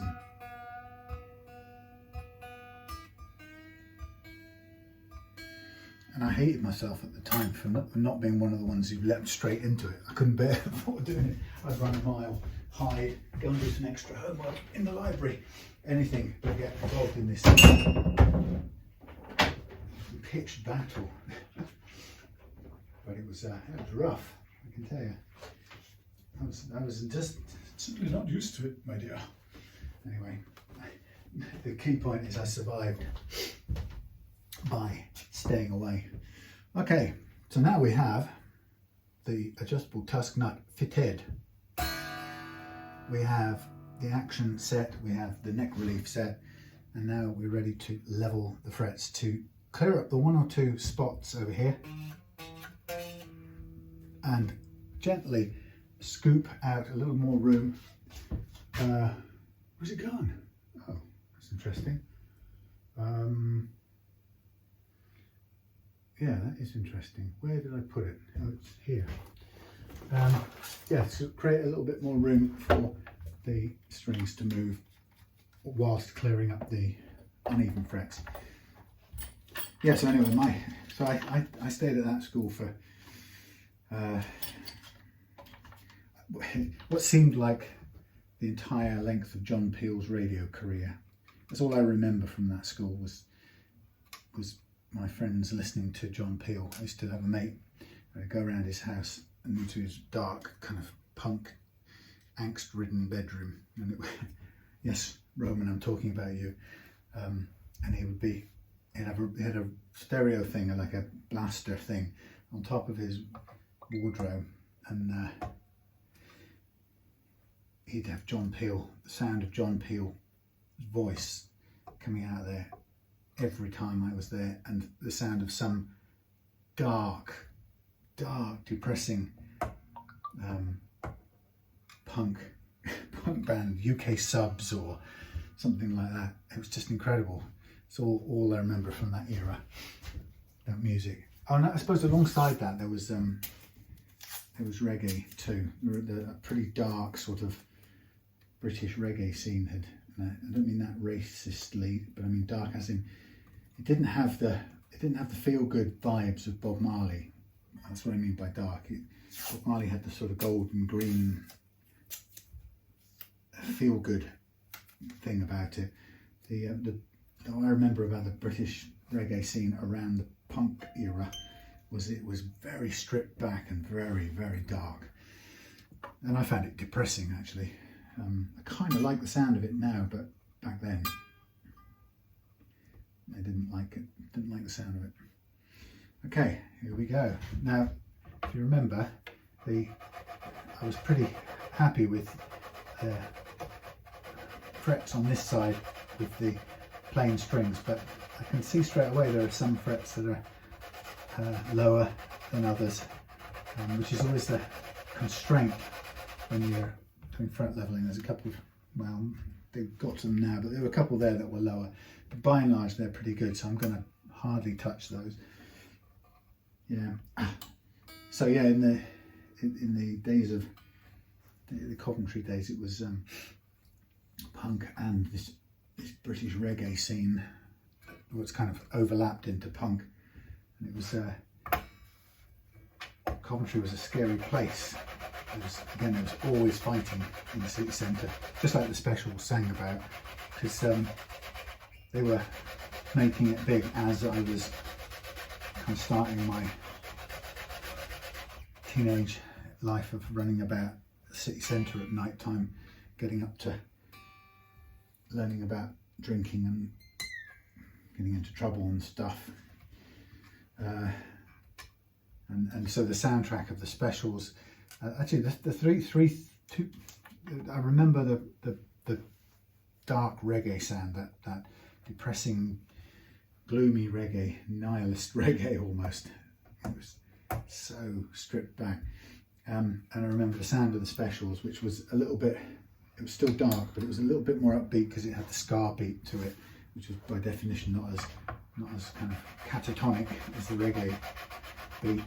And then there were some other really weird and interesting things coming out at the time. And one of them was Paul King, in a band called the Reluctant Stereotypes, and he went on to be King, the band, and he became the MTV VJ, didn't he, the video jockey, for a while. I don't know when he stopped doing that, but in the late 70s, very early 80s, he played in a band called the Reluctant Stereotypes, which were actually completely groundbreaking in their sound. There was nothing like it at the time, and I wasn't that eclectic musically. I was a bit of a, I was emerging from my kind of obsession about the Beatles phase into liking some ska, and kind of getting the Sex Pistols 2-3 years later than everyone else, sort of thing. Oh, whilst also not being able to help myself from liking some Genesis because my friend's dad liked it, and we'd sit around listening to it, and some Pink Floyd. So it was a real weird mix, but the Reluctant Stereotypes with Paul King, his voice was incredible. I mean, he deserved that success with King, but it was so different in the day. When he was in the Reluctant Stereotypes, you'd never heard anyone like it, anyone sing like it. There was nothing else. I mean, I guess a distinct thing around that time was Japan, you know, and that was, I kind of liked the music. David Sylvian's voice really bugged me because it was so affected. You know, the sort of put on thing that he did with his voice just kind of rubbed me up the wrong way. And anyway, so that was because I was in Coventry around that time, and it was also about the time I got my guitar. I think I'd had one years before when I was a little kid, but I got a satellite from my friend's mum's catalogue.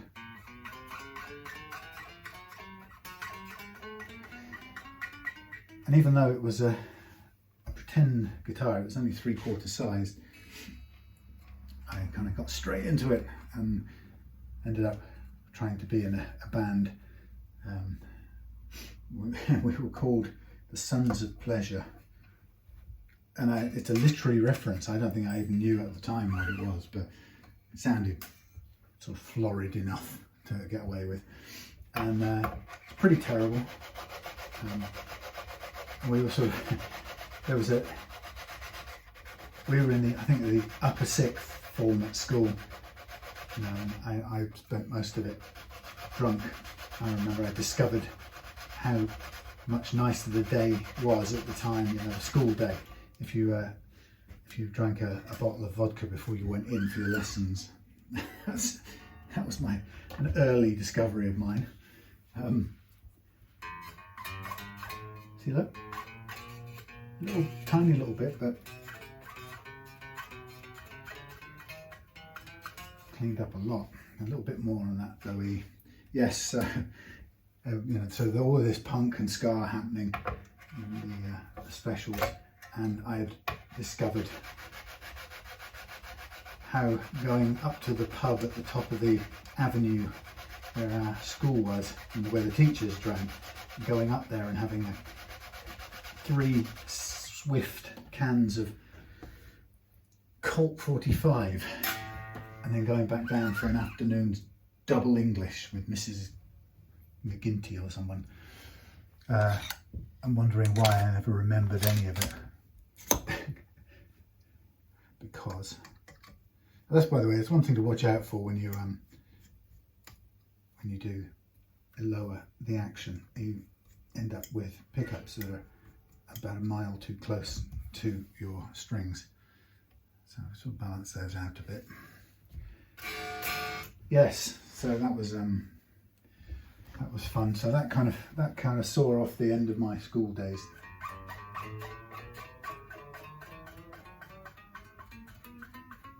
That's good. Cured the slap. I'm happy with that. So that's an interesting mix of a little bit of fret buzz with some specific places and a sort of gradual patch or two of fret slap, which nonetheless, taking the frets down a little bit, just creates a little bit more room and allows the strings to play without buzzing. So it's kind of I think when I first started doing this, I didn't really make that distinction between the two types because I'm not really sure I saw a point, but actually I do now. And the distinction for me is I think it's really useful to kind of have a sense of the difference, because the leveling process can help both. You can certainly fix the buzzes and in the specific spots, and certainly when there's a specific choke out, fret leveling is what will cure that or free that up. But when you have that sort of general or quite extended fret slap that isn't a single fret, you still find that the banana truss rod curved to the ideal curve and laid on this helps to just take out, I suppose what it does is, I mean it's a long old description, but when I put those 3 little feet on and I put the truss rod on there, I'm mapping the truss rod into an idealized curve, which is modeled by those 3 points. The truss rod goes into an ideal curve between those 3 points. The problem is your neck isn't an ideal curve. It is curved, but it's not ideal. So it kind of goes up and down a bit, up and yep, there's where the brass thing is, and it goes down a bit and up a bit more, and there's the brass thing again. So you end up with your ideal curve landing on a similar curve that's got some imperfections in it. And I think that that's what this fret leveling tool does really well, is that it just, those imperfections in the fretboard, in the undulations, if you like, are minuscule, but they're enough to cause you some of that fret slap. And when you put the idealized truss rod banana curve onto that imperfect curve, it just scoops out the kind of ups and downs a little bit and gives you back, we're talking hundredths of a millimeter, right? But it gives you back enough so that it plays. And a much lighter, lower action than before. So there you go. All the joys and benefits of the truss rod, banana as I call it, leveling method. So in a way, with all that leather and chat, all the really hard work's done. I mean, there's still more time to spend on this, because next thing I'm going to do is re-crown these, because we've put some flat spots, not huge, but some flat spots, particularly on this edge, which I'm going to crown and re-round. Then I'm going to remove the strings, re-crown the frets. Then I'm going to mask off the whole fingerboard and polish all the frets out with a series of sandpapers, micro meshes, and then end up with a Dremel, some chrome polish. And then I'm going to change this over, which might need a little bit of modification because the hole is not quite in the right place, so we don't want it buckling. And then I'm going to clean it all up, and that's the lot. Now the interesting bit is I've said to Nelson that I will bet him 50p, I didn't say that, I'll bet him a quid, that this plays beautifully in tune from now on. He doesn't need the added encumbrance of the string butler. Of course he's paid money for it, they're about 30 quid or something, and you know, if you didn't have this sort of nut being fitted, it would be a wise thing to do, because you know, it just shows that what Nelson wants is what any musician wants, is the guitar stay and play in tune, play and stay in tune. But of course, you know, until you figure out how that happens, you aren't going to have it. And one of the ways of curing the gross instability in the tuning is to use the string butler. This, I argue, necessitates, or you know, obviates the necessity, negates the obsessity, means you don't need it, right? You know what I'm saying. You don't need it. It does away with it. So I'll bet you a quid that you don't need to put the string butler on. It's easy enough to do if you do in your next string change. Right, so recap. All this precision fitting and sanding done, beautifully fitted nut, custom nut, now could be adjusted to your leisure.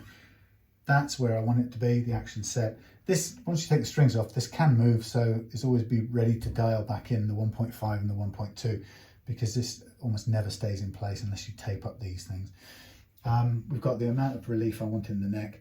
So the leveling has been done under those conditions. It means that the guitar will play at this lowest level well, and obviously play well upwards from there. If you go down, you can't guarantee that it will play well, because I've leveled it for a certain baseline low action. But yeah, so the precision stuff is done now, and it's really a sort of some you know, leg work now, just to recrown the frets, mask it all off, polish them out, and then come back, restring, oil the board, restring, stretch out strings, check the intonation, pray that I don't have to take this bridge apart. I haven't really checked it. I could probably give myself advance warning. That might be a smart thing to do. If there's one thing that drives me, by the way, I don't know if I stopped recording a long time ago. Hey, no, well, it's a big enough damn hard disk. 2 hours we're on, and I've got about an hour's worth left to go. So that's pretty spot on what it takes. for a straightforward, I mean that. There's a little touch up there. I spotted it. Little cherry paint. There's a ding that's been dropped. Somebody's dropped a bit of paint on it to hide it. Yeah, it's a good 3 hours setup. Right. So what I'm going to do is I'm just going to check the intonation if I can.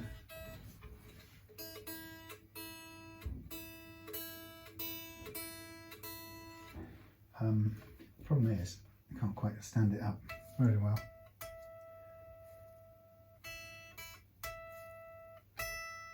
Good.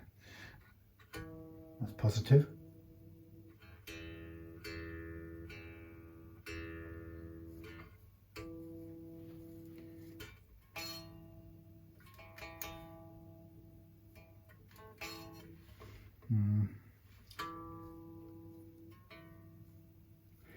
It's coming out as low.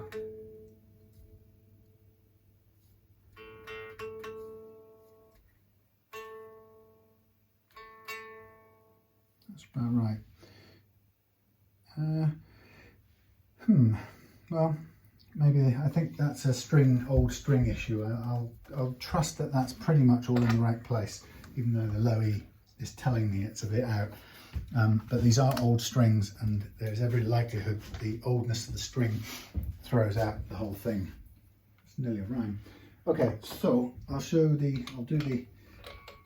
Remember, when you come to remove the strings, do the outside 4 first. Slacken them, and then take the middle ones off last, because hopefully that will then prevent you from sending the nut insert pinging across the room. If you do it kind of one side across, you'll end up with the last E coming off and flinging it.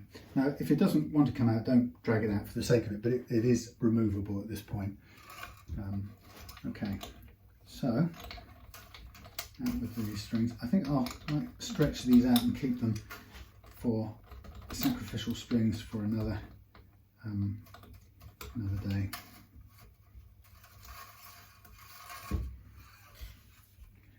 And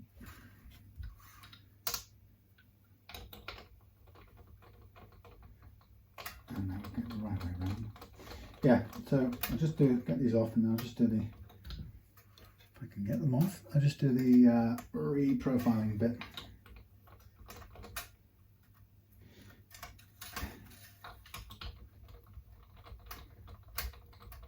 So Nelson sent me down in the box with the Blackstar Fly amp that he owns, to just test it and to basically, no doubt, to lure me into getting one for myself. It's an unfair, wicked thing to do, but it's a nice little thing. I had a little play with it the other night, and it's surprisingly simple and good, which is what I liked about it. It's clean or crunch, and that's your lot. No, not much in the way of fiddling and digital stomped on effects or anything like that, which I liked that about the Blackstar valve amp anyway, that I borrowed once in the past. I liked its simplicity. The only reason I didn't carry on using it was A, it wasn't mine, but also because it just wasn't quite loud enough for the sort of mega rocking pub band I was in. In other words, read stupidly and unnecessarily loud pub band I was in. But it was a nice straight amp, and the kind of amp that you just, if you wanted any effects, you just then add them in front of the amp, if that was your thing. And I think I did. I think I had a wah pedal and maybe a treble boost or something. That was about as clever as I got.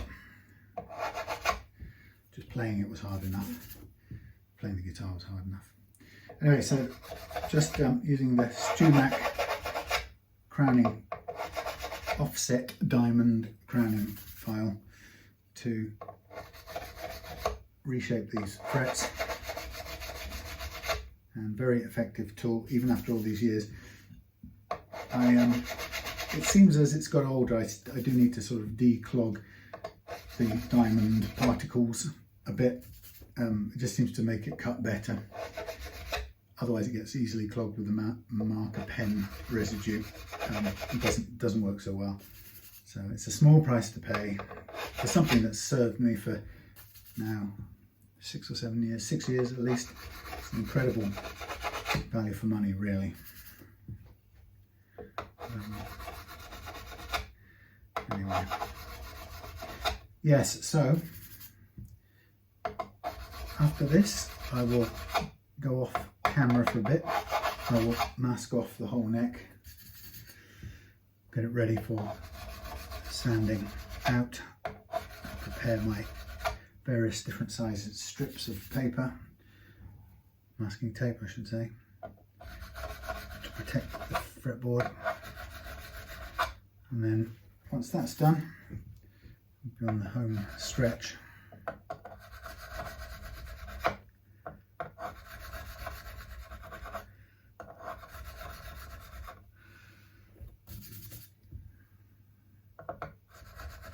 The only thing about it, you have to be very careful with this.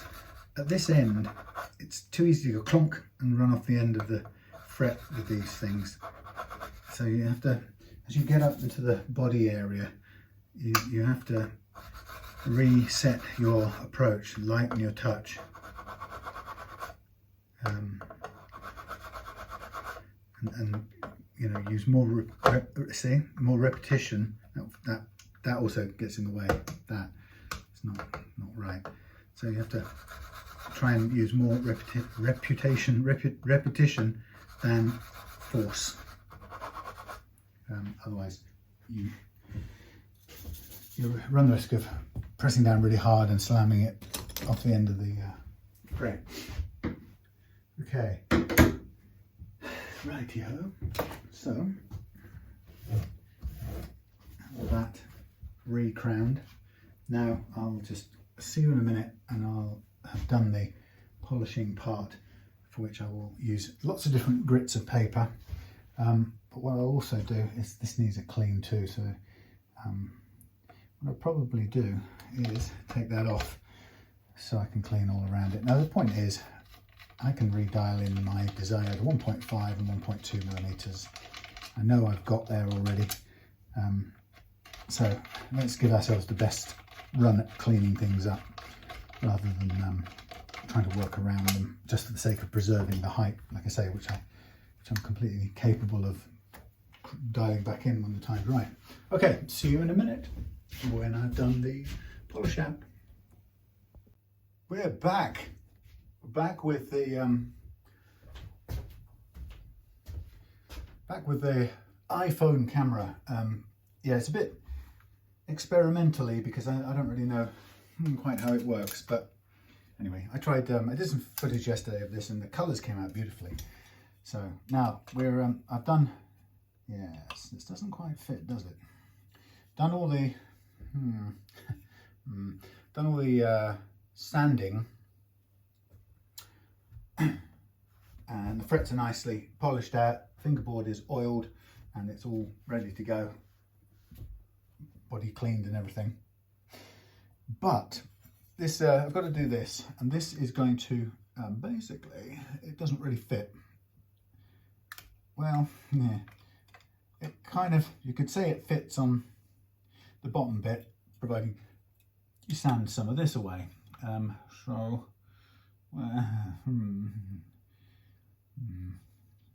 what are we going to do? That doesn't fit on there, so the hole isn't lined up.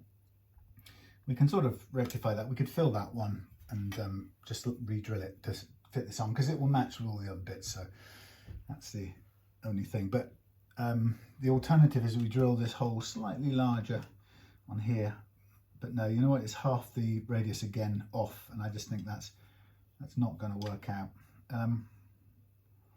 I could bring this in a little bit, because this is further away from there than that, if you see what I'm saying. Put that on there, and this one is sticking out by about 0.5 mil. So we could cut some down there, but the problem is with all of this, as soon as we cut into this stuff, it's anodized aluminium by the looks of it.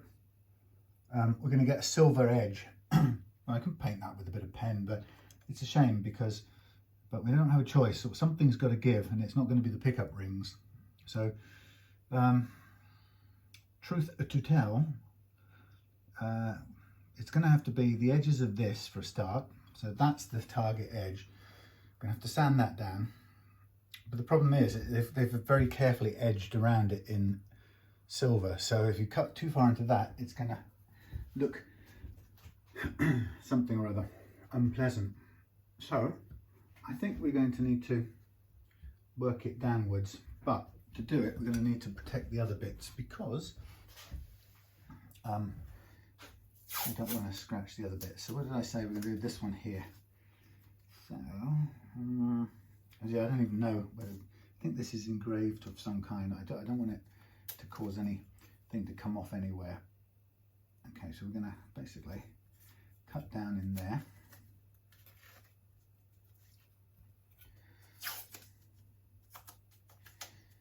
And then we shall see. I was just singing Edelweiss in the workshop all here on my own. You know the reason why I was? Because I can. And because the late great Christopher Plummer has left us. No, I don't really want to go up there, do I? I don't really want to clamp it in anything, so I'm trying to do it gently.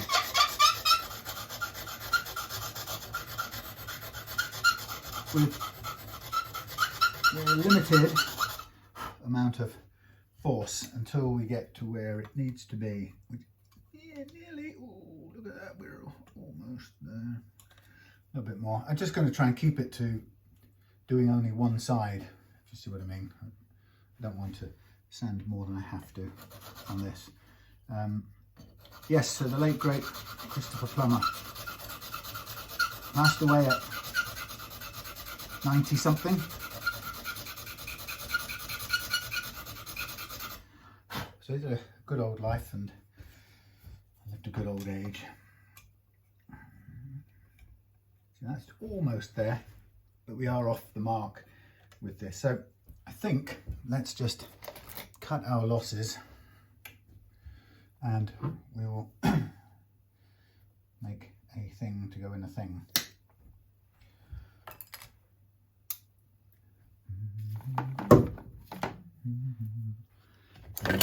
Make a slightly pointed tip to go in there. Not very meaningful, no, that's not the word. Not very powerful sandpaper. It's got no bite. Anyway, so since we last spoke, I've had a day mostly at home because I'm lucky enough to have set things up this way. I can enjoy being at home when I want, and I can come up and work here when I want, which I have to tell you is a real blessing. I love the way that works out because it's better than having to go to the same place every day. So I'm very very happy to have that freedom. So I can't find my clippers. So, they're here or not here or somewhere not here. Anyway, I'll have to use these. Yeah, so I was mostly at home today, and see that? Oh, blimey, that's a deep hole if ever they made one.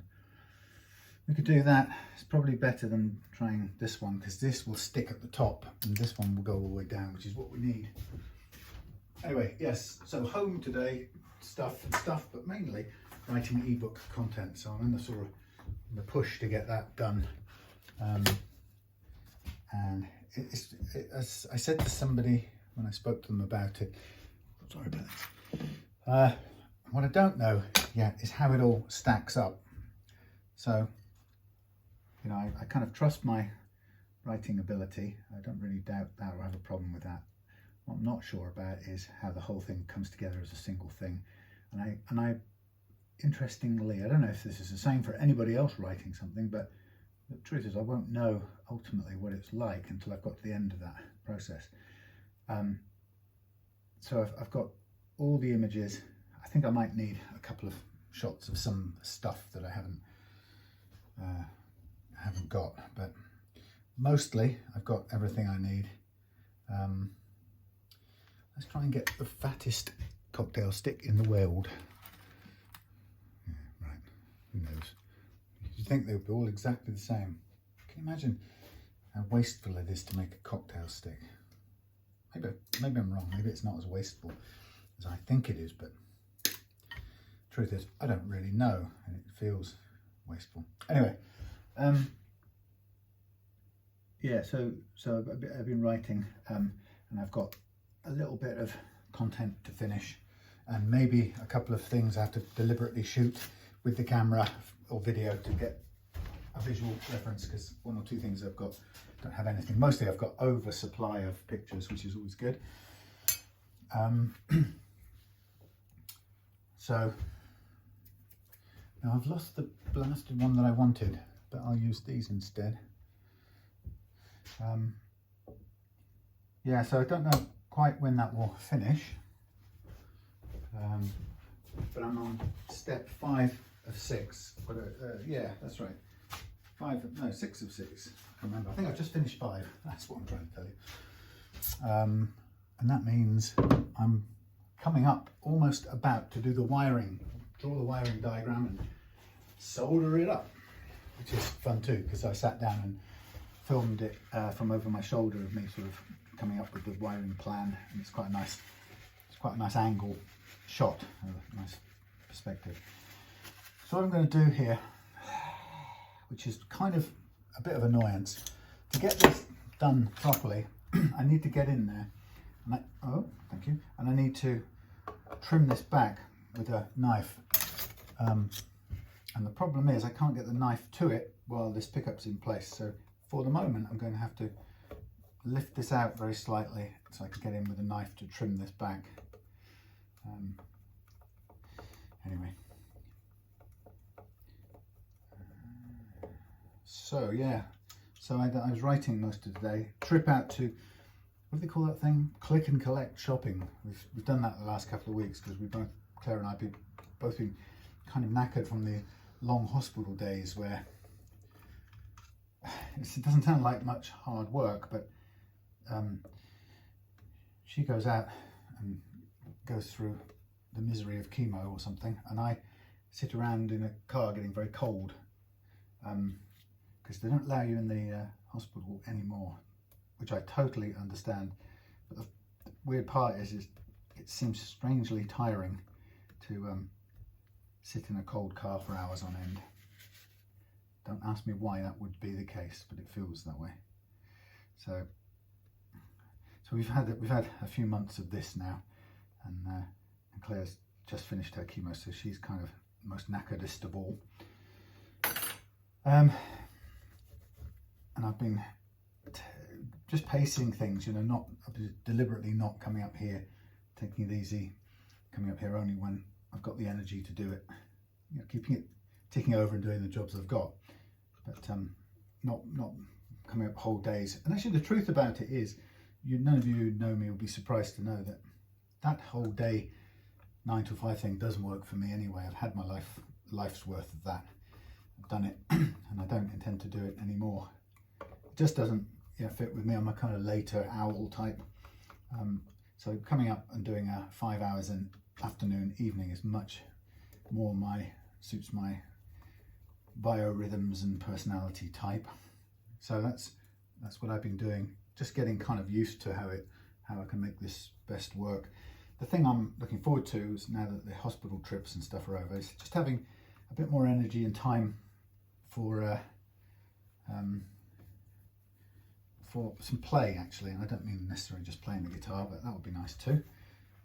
But for play as in doing something, making something that isn't just customer jobs, for which I'm very happy and grateful, as you know. But play as in making something speculative for no other reason than for the enjoyment of it. So I'm really looking forward to that. And I've got a few things up my sleeve in terms of things like this spray gun in there. Well, it's not everybody's idea of play, but I got the spray gun and some space to play and experiment in, which I think will be good fun.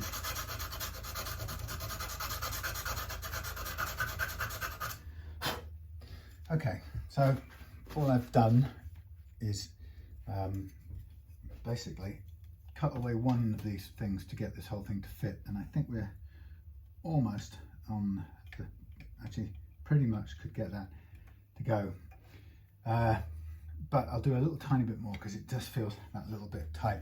What I'll also do is I'm just going to put a little bit of a corner on it as well, because it's suddenly got sharper than it was.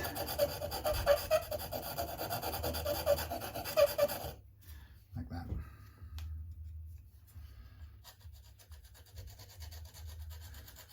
Yeah. Now I promised myself today, and I haven't done it yet, I promised I would do a video of Morris, because many of you have missed him, and I've not sort of I've not shown him on any videos because he's obviously not been up here at all.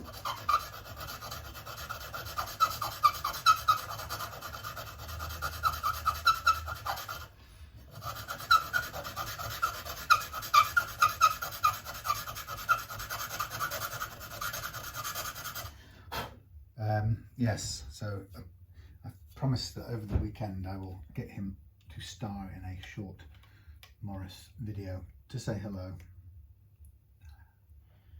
Jolly good. It's a little bit overdue. A message from the chairman of the board.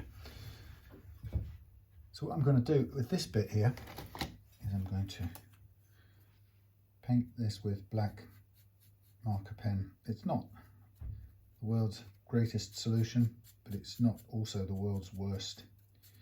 It will do the job.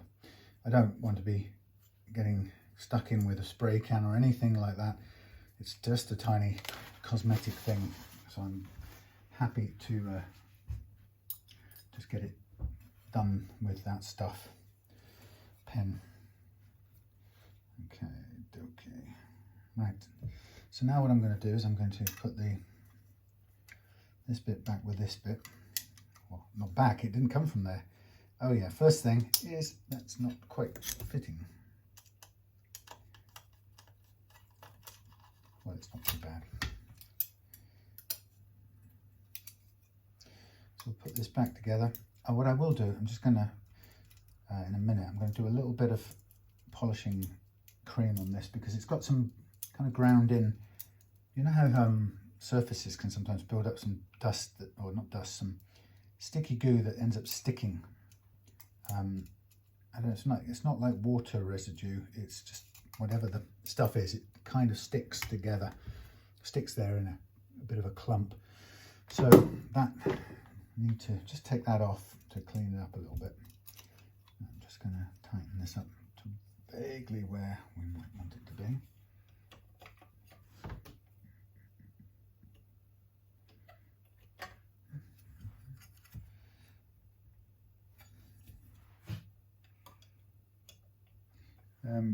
Yes, so that's probably about right. Let's just look down the side here.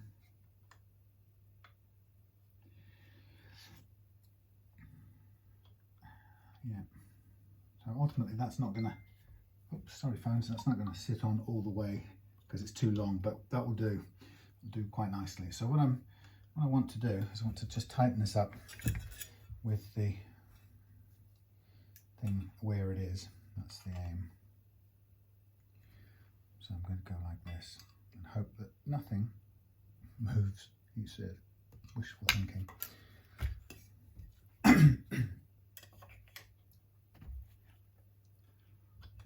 Yeah, close enough.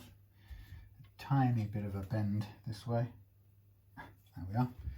And we've got our two things here. Now one of them, obviously, we're going to have to drill a fresh hole, and we can do it over the top. Oh, hang on, I don't want to do that yet. We can do it over the top of this repair, even though it's not set, or whatever you might call it, not dried glue. It'll be fine to do the new hole in.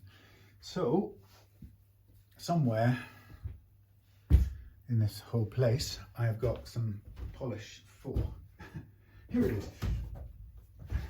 Secret sauce it's called. I'm just going to do this top surface a little bit because, like I say, it's got these sort of blemishes of water stuff. And it's going to be hard to get around that without taking it off, but we'll see how it goes. But I'm just going to sort of liven up the these edges really, places where I can get to very easily. In an ideal world, to do any kind of real polishing, you'd want to take all your components off, including masking off your bits you can't get out, like that thing there, those studs. But the more you can get off the body, the better a buffing out or a polish you can get. But obviously at this point in the game that's not possible. So what I'm looking to do is, without getting it sort of pushed up against all the edges, I'm just looking to clean around this edge as much as possible to get these little specks of ground in dirt lifted up. I'm trying to think where it's like having it on. The only thing I can think of is on guitars, because that's where I see it most. But it's like a little baked on, it's just age, I think, you know, with sort of the I think it's the sort of oils that float around in your homes, and one's home, not just yours, my home's kitchen, cooking, humidity, steam from cooking carries these oils around the place. So you can find that they stick to things in these little blobs.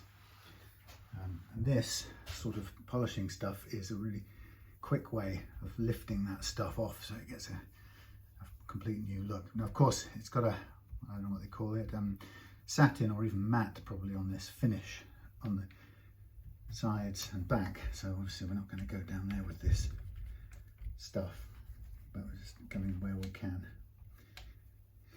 And the best thing to do with this is you sort of go until there's no more paste anywhere. It's sort of almost completely lifted up, and then it's ready for a polish off. And when it's no longer liquid, I'm sort of just pushing it back into this little washer thing here, so I can get as close in there as I can, but without driving sort of great rivers of cream into there, which is what you can do with polishing cream if you're not careful.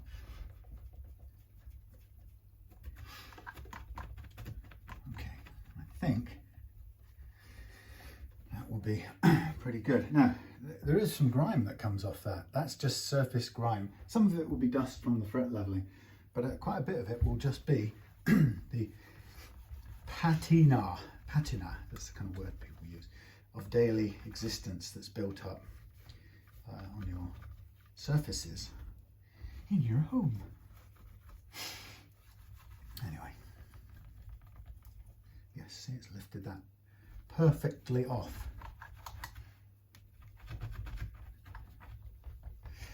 So yeah, Friday, sort of typical Friday. Work, social media-y stuff first thing in the morning usually. Well, when I say first thing in the morning, I mean somewhere about after 10, no earlier than that, by the time I get it together. But some social media stuff, deliveries, guitars, parts,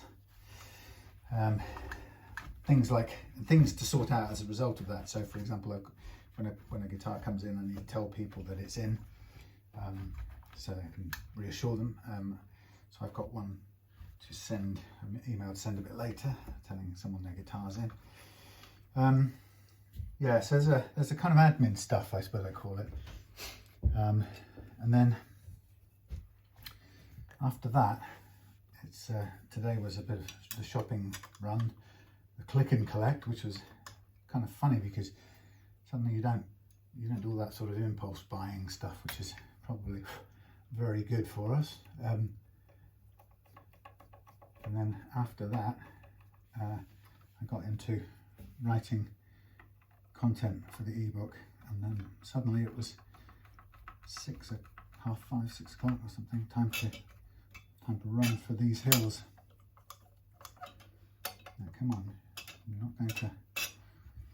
Now this thing is starting to sit up a little bit differently, the way that I don't want it to go. And I'll tell you why, because this thing, I don't know if it's why this done this, but this thing is not in straight.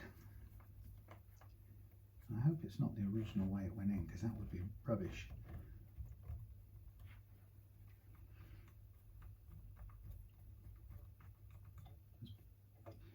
Better. It still has a bit of a gap, but it's okay. It's because of the length of these pieces more than anything else. So we have to live with that bit, I'm afraid. Now, as a result, we get a hole needing drilling next, halfway across from the first one. So it's again, it would be hidden anyway under the original plate, so it's not like it's going to show anywhere. But we still have to do it. I've lost. There they are, the drill bits I needed. Right, I'm going to go with this 1.5 mil drill bit, which works perfectly well with this kind of pick guard screw. So I'm just going to line this up, make sure it's sitting as cleanly as it's going to sit. Now this is it's a little bit tricky because it's off to the side of one of these, and it's sort of going to try and want to slip down into the original hole, or not the original, the gap between the original two. Sorry, the gap between the fill and the perimeter of the original hole. I've written so many words today that I've kind of lost use of words. It can happen sometimes. Now if I put that in and I don't like how it feels straight away, I will look around, find, what did I do with it? It was here. Find my thing I've written about all day today, my digital caliper. Let's just double check what this is, because it doesn't need to be driving too hard into the wood or anything. It's just over 3. And our drill bit on this is, that's 2. I really need a 2.5, which might be this one, which I think it is.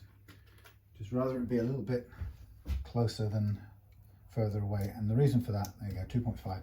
The reason for that is I don't want to run any risk of, that's a police back, that's actually a fire engine. I don't want to run any risk of cracking the finish when I screw this screw in. And so it doesn't, like I say, it doesn't need a tight pilot hole. I was talking about that in the ebook today as well, that, you know, they have guidelines. So I think it's like if you look it up, they'll say for a 3mm screw, they'll go recommended pilot hole 1.5. And that's true unless you're working with a softwood, in which case you might even want a 1, you know, because you want more teeth in the wood, if you see what I mean. And vice versa, if you're dealing with something like Eki, which is rock hard, you'll probably want a bigger hole, right down to within 0.5 mm if you've got the drill bits, because otherwise you run a real risk of ending up with snapped off sheared screws in the hole, which I have a number of guitars that I keep as keepers, owners keepers, finders keepers, which have exactly that, hidden gifts, sheared off soft metal screws in various places. Very common if the wood's really solid. Anyway, so here we are at the sort of on the home stretch of this one. We'll restring it now and set the nut up how high we want it, and then I'll stretch out the strings and get into the final bit of intonation, and then we'll sort of let it sit at home overnight, make sure it's all good, and then if it plays well and everything's good, then I'll be lining up to pack it Sunday night. It's not in any rush, but I like to finish up when I can, and providing it's good, then it's good to go. And there's no reason why, nothing untoward. We're not waiting for any extra parts or anything, so it's all good. And I'm thinking that what I'll do with this video is put it out, or do it in 1080, whatever that means to you technical people. There's the other thing, you know, the thing, truss rod cover. Yeah, 1080 I'll do it in, because I know that my friend Bert's internet in the States will be up to the job. He has a vastly quick internet, American internet system, which puts the British provision a bit to shame. I tested it because he set me up a PC, so I team viewer into his spare PC and I do the uploading from there. But obviously I have to send him an SD card or two, chock-a-block with all my videos, which is actually no big deal. It's a couple of quid in postage and it sits there and posts for a couple of weeks or 10 days, and I get on with other stuff. But when it gets there, then I can log in using TeamViewer, and then I did a couple of speed tests in the past just to see how long it would take, and it was registering 186 megabits per second up, right? Not even down. It was exactly the same down, but it was 186 up. That puts up my crop of about 10 videos in about an hour or something, perhaps not even that. And that would take me literally, with the thing running all day and all night, it would take me over a week. And that at the same time, because we have so little upload bandwidth, we've got 0.9 at best, that would not only take me the whole week, it would also cut everyone else off from using the internet. They literally wouldn't be able to do anything because it's taking all the upload bandwidth. So that's quite an incredible difference to me. I have no complaints whatsoever, and I'm really grateful for it. And I definitely don't mind waiting for the whole week or two it takes to get the stuff out there. It's an absolute blessing. So because of that, because I've sort of overcome my immediate on-site bandwidth limitation, because I'm not even trying to do it from here, what it means is I can consider exporting the videos in Final Cut Pro as 1080s, because this is recording in 4K at the moment, and I'm not really that technical when it comes to video, but hopefully we'll get an even better picture quality out of it. And it will take 2 hours instead of 1. I think I can really afford that, providing of course Bert can, but doesn't seem to be any interruption to him. Okay, so now what I'm going to do is I'm going to line up these holes in the posts, line them up to face me. Ideally do it on all sides, so it's definitely know they're facing front. Just makes it a bit easier to get everything in. And then we're going to go in with the D and the G first, because that's going to hold down the adjustable nut. So what I do is I put it on its saddle, run it taut, and then pull it back a fret's worth, and then hold it tight. And as the string comes round, hold the tight string, held string, over the top of the loose string. As the loose string comes round, yank the loose string up, and this time I'll direct the held string underneath the loose string. So we end up with a sort of a little locky thing going on, but it's very simple, and it isn't anything like tying those hateful knots that people seem to like to do. It's a simpler way of doing things, but it's a kind of lock, but it's without that. Now also it usually slips off the saddle, so make sure it's back on the saddle before you tighten it up too much. Get back in the saddle. Yeah, and then the G, pull it taut, pull it back. And of course with the G you have to now hold it down with your thumb, cross over here, wind it on. So we're left-handing now. Keep it taut, but not so taut that you don't let the loose one underneath, which is good, it's gone underneath. Pull up the loose one, hold this under tension with a bit of finger gymnastics, direct the held one underneath the loose one as well. It's like the other side, only backwards, and then come down here and put it back on the saddle. Now this is too low at the moment, so I'm going to need to raise the saddle, but that's fine. I'm going to do the B and the E next, since I'm over on that side.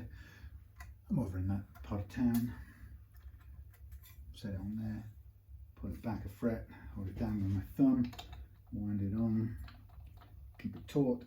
If the loose string tries to go over the top, then I just hold it, hold the playing string and direct the loose string underneath first time, and then the held string goes underneath and the loose string goes over the second time.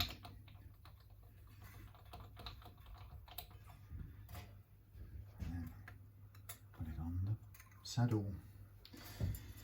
Okay, so this is I'm hoping that when Nelson gets this back, he likes the tuning stability that this nut will give him, and hopefully he will be able to put his string butler up for sale on eBay for someone else, or better yet, put it up for sale on eBay for someone else, and then when someone else comes to buy it, say to them, I tell you what, why don't you sound your guitar instead of paying for this piece of metal.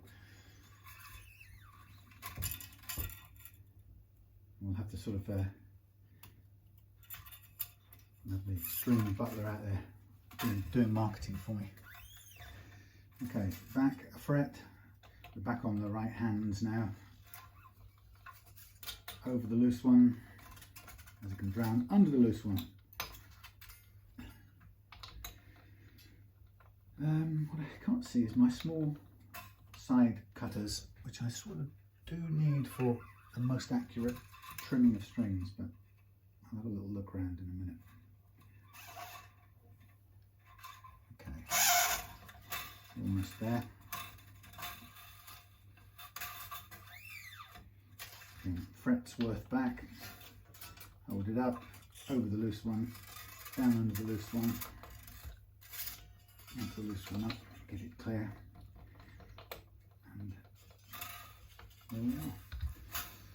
Right, I'll just have a quick look around over here, because somewhere there's a place where these belong. Cut these right down to the very end.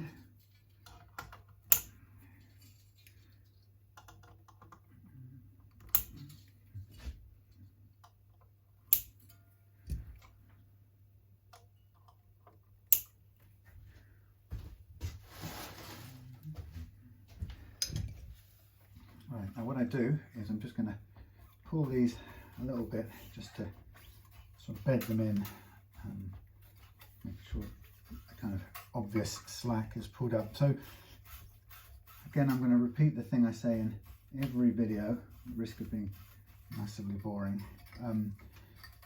Tuning stability comes down to two, let's call them equal components. They may or may not be precisely equal, but let's call them equal. And those parts are the quality of the nut and the unreleased slack in your strings. Oh, well, hang on a minute. Yeah, so those are the things. Now, I shouldn't be tuning it up until I've got this tweaked. Yeah, so two parts: the quality of the nut slots and whether or not they're free running, smooth runnings, and the unreleased slack in your strings. Now, I'm just going to tweak this. Now, I'll probably end up making a modification to this in a minute when all said and done. So this is just to get everything off the deck.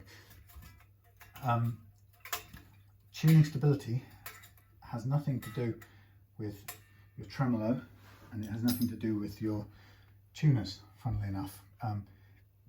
If your guitar goes out of tune when you use the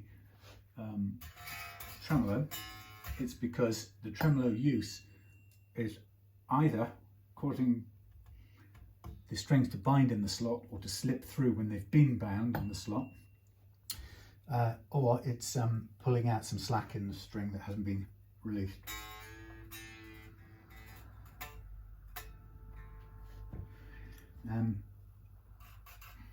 In which case, you can take care of it really easily. Right, let's just get approximate tuning.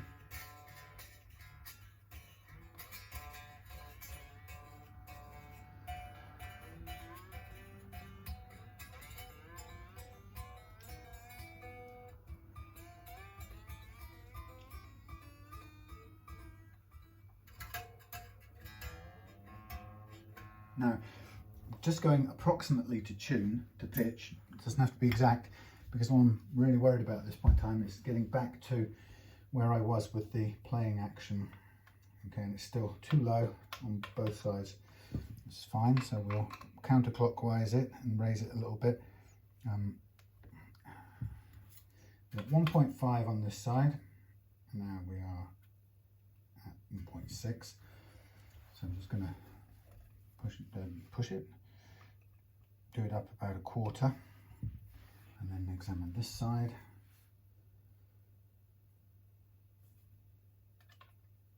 That's barely one, so a little bit of counterclockwise on this side to raise it up.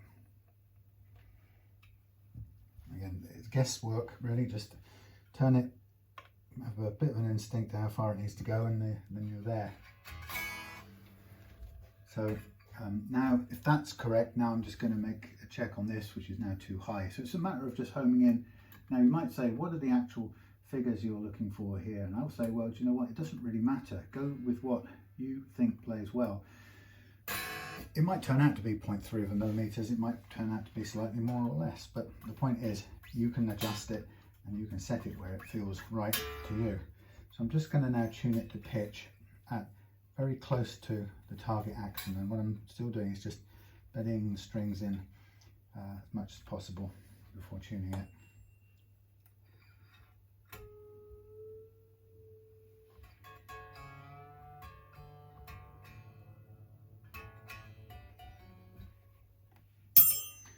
The edge.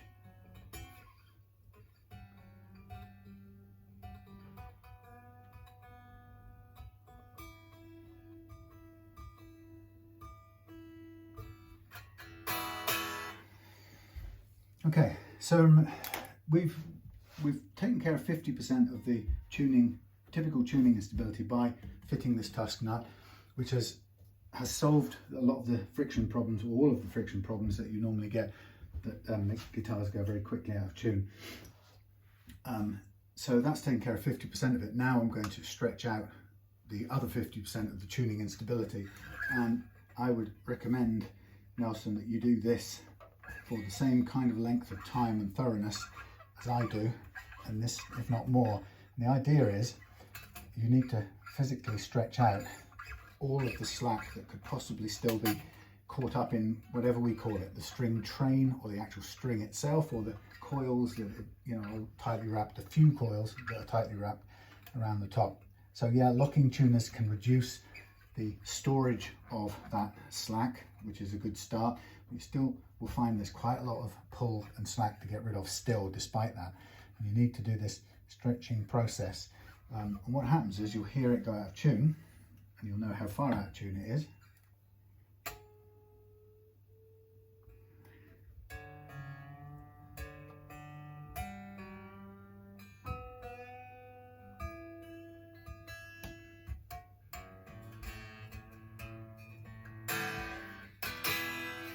So you get it into tune, and then you go over it again and do the same.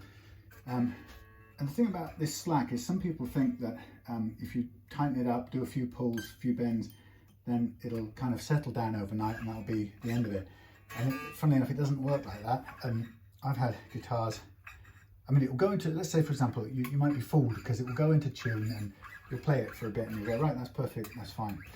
And then you'll go and play it another day, and you'll play a lead guitar piece and you'll bend a note, and then suddenly it's out of tune horribly, and you'll think, where did that come from? And every bit of detuning I'm stretching out of the strings now, however, wherever it comes from, is what's waiting to leach its way out when you're playing, when you least want it. If you don't get it out now, it will come out. And it will stay in there for a very long time until it's ready to come out.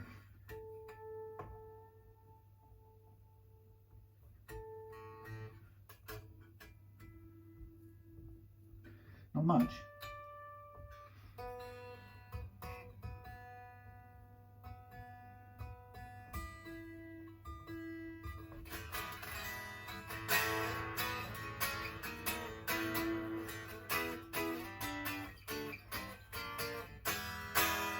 So I'm going to do it one more time in the stretching department, and then I'm going to do some sort of push bends.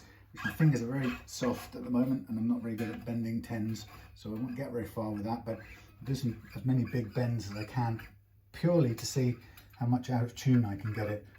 But if you do this, 3 or 4 of these, some pulls like I did at the beginning, careful not to stretch the string over these sharp points, and then lots of thumb and forefinger bending like this, get all of that slack out, and it'll take 15 or 20 minutes, not the quick job that you might want to do before you get straight into playing.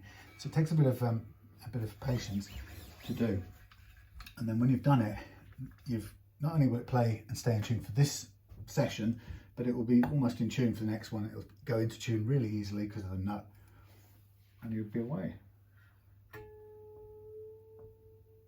See, still going down. So all of that is waiting for you.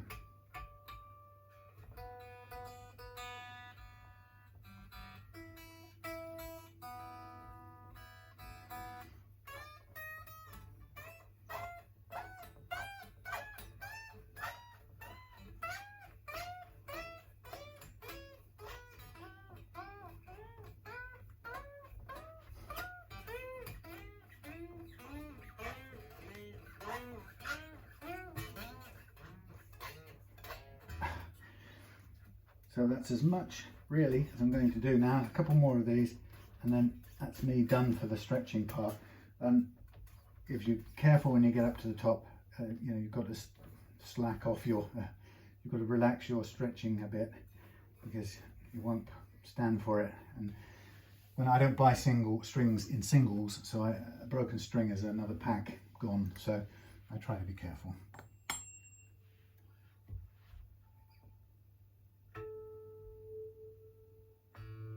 Very close.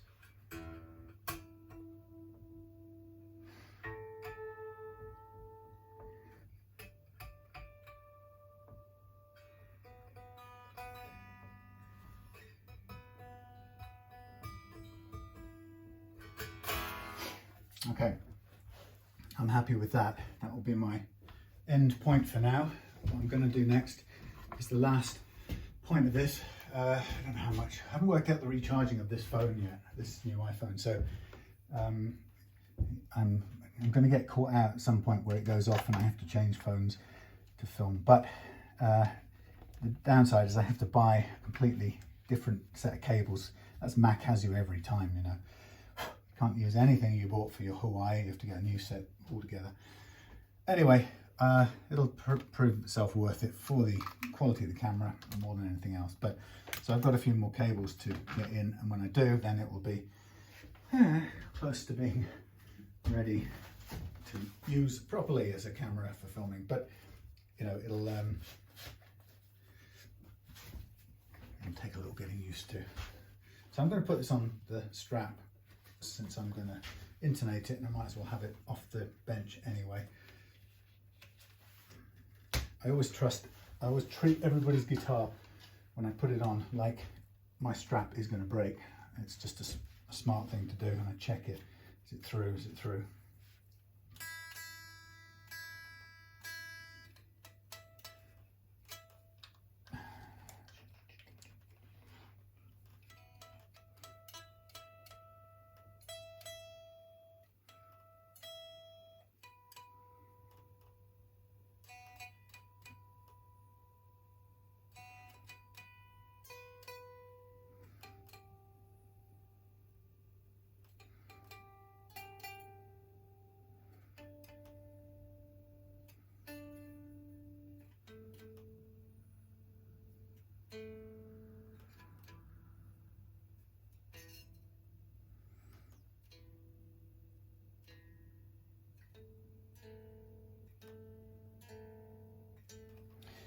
A is interesting. The The D and the A are both out, but the E is just about in. So how can that be? Well, that's too low. Yeah, you know, that's right. That is right. That's right. It's wrong. I mean, it's out. So this has gone behind that one, and because it's on a slant, this looks like it's following the correct pattern, but in fact this is far too far back now. Even in the correct pattern, this, oh God, I hate this thing. Oh, do you know what?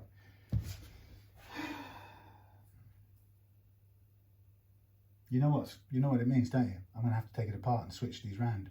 Can't intonate it otherwise.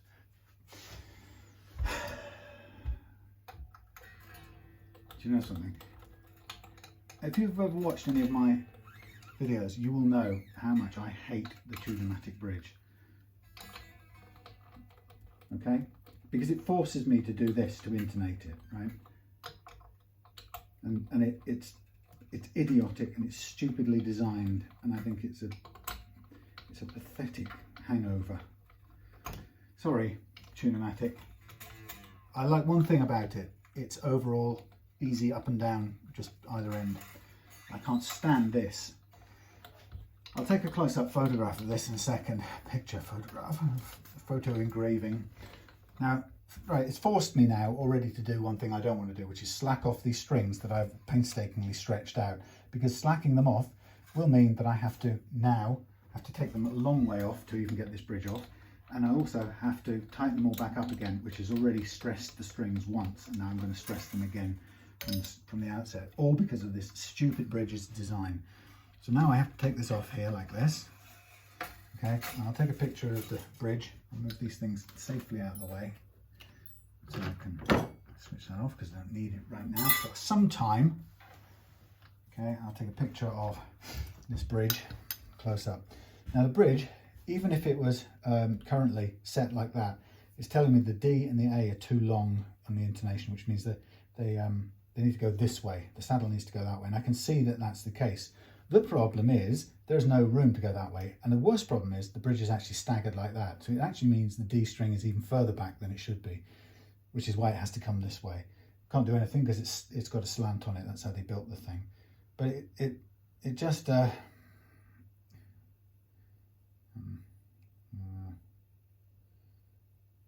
right, okay, message.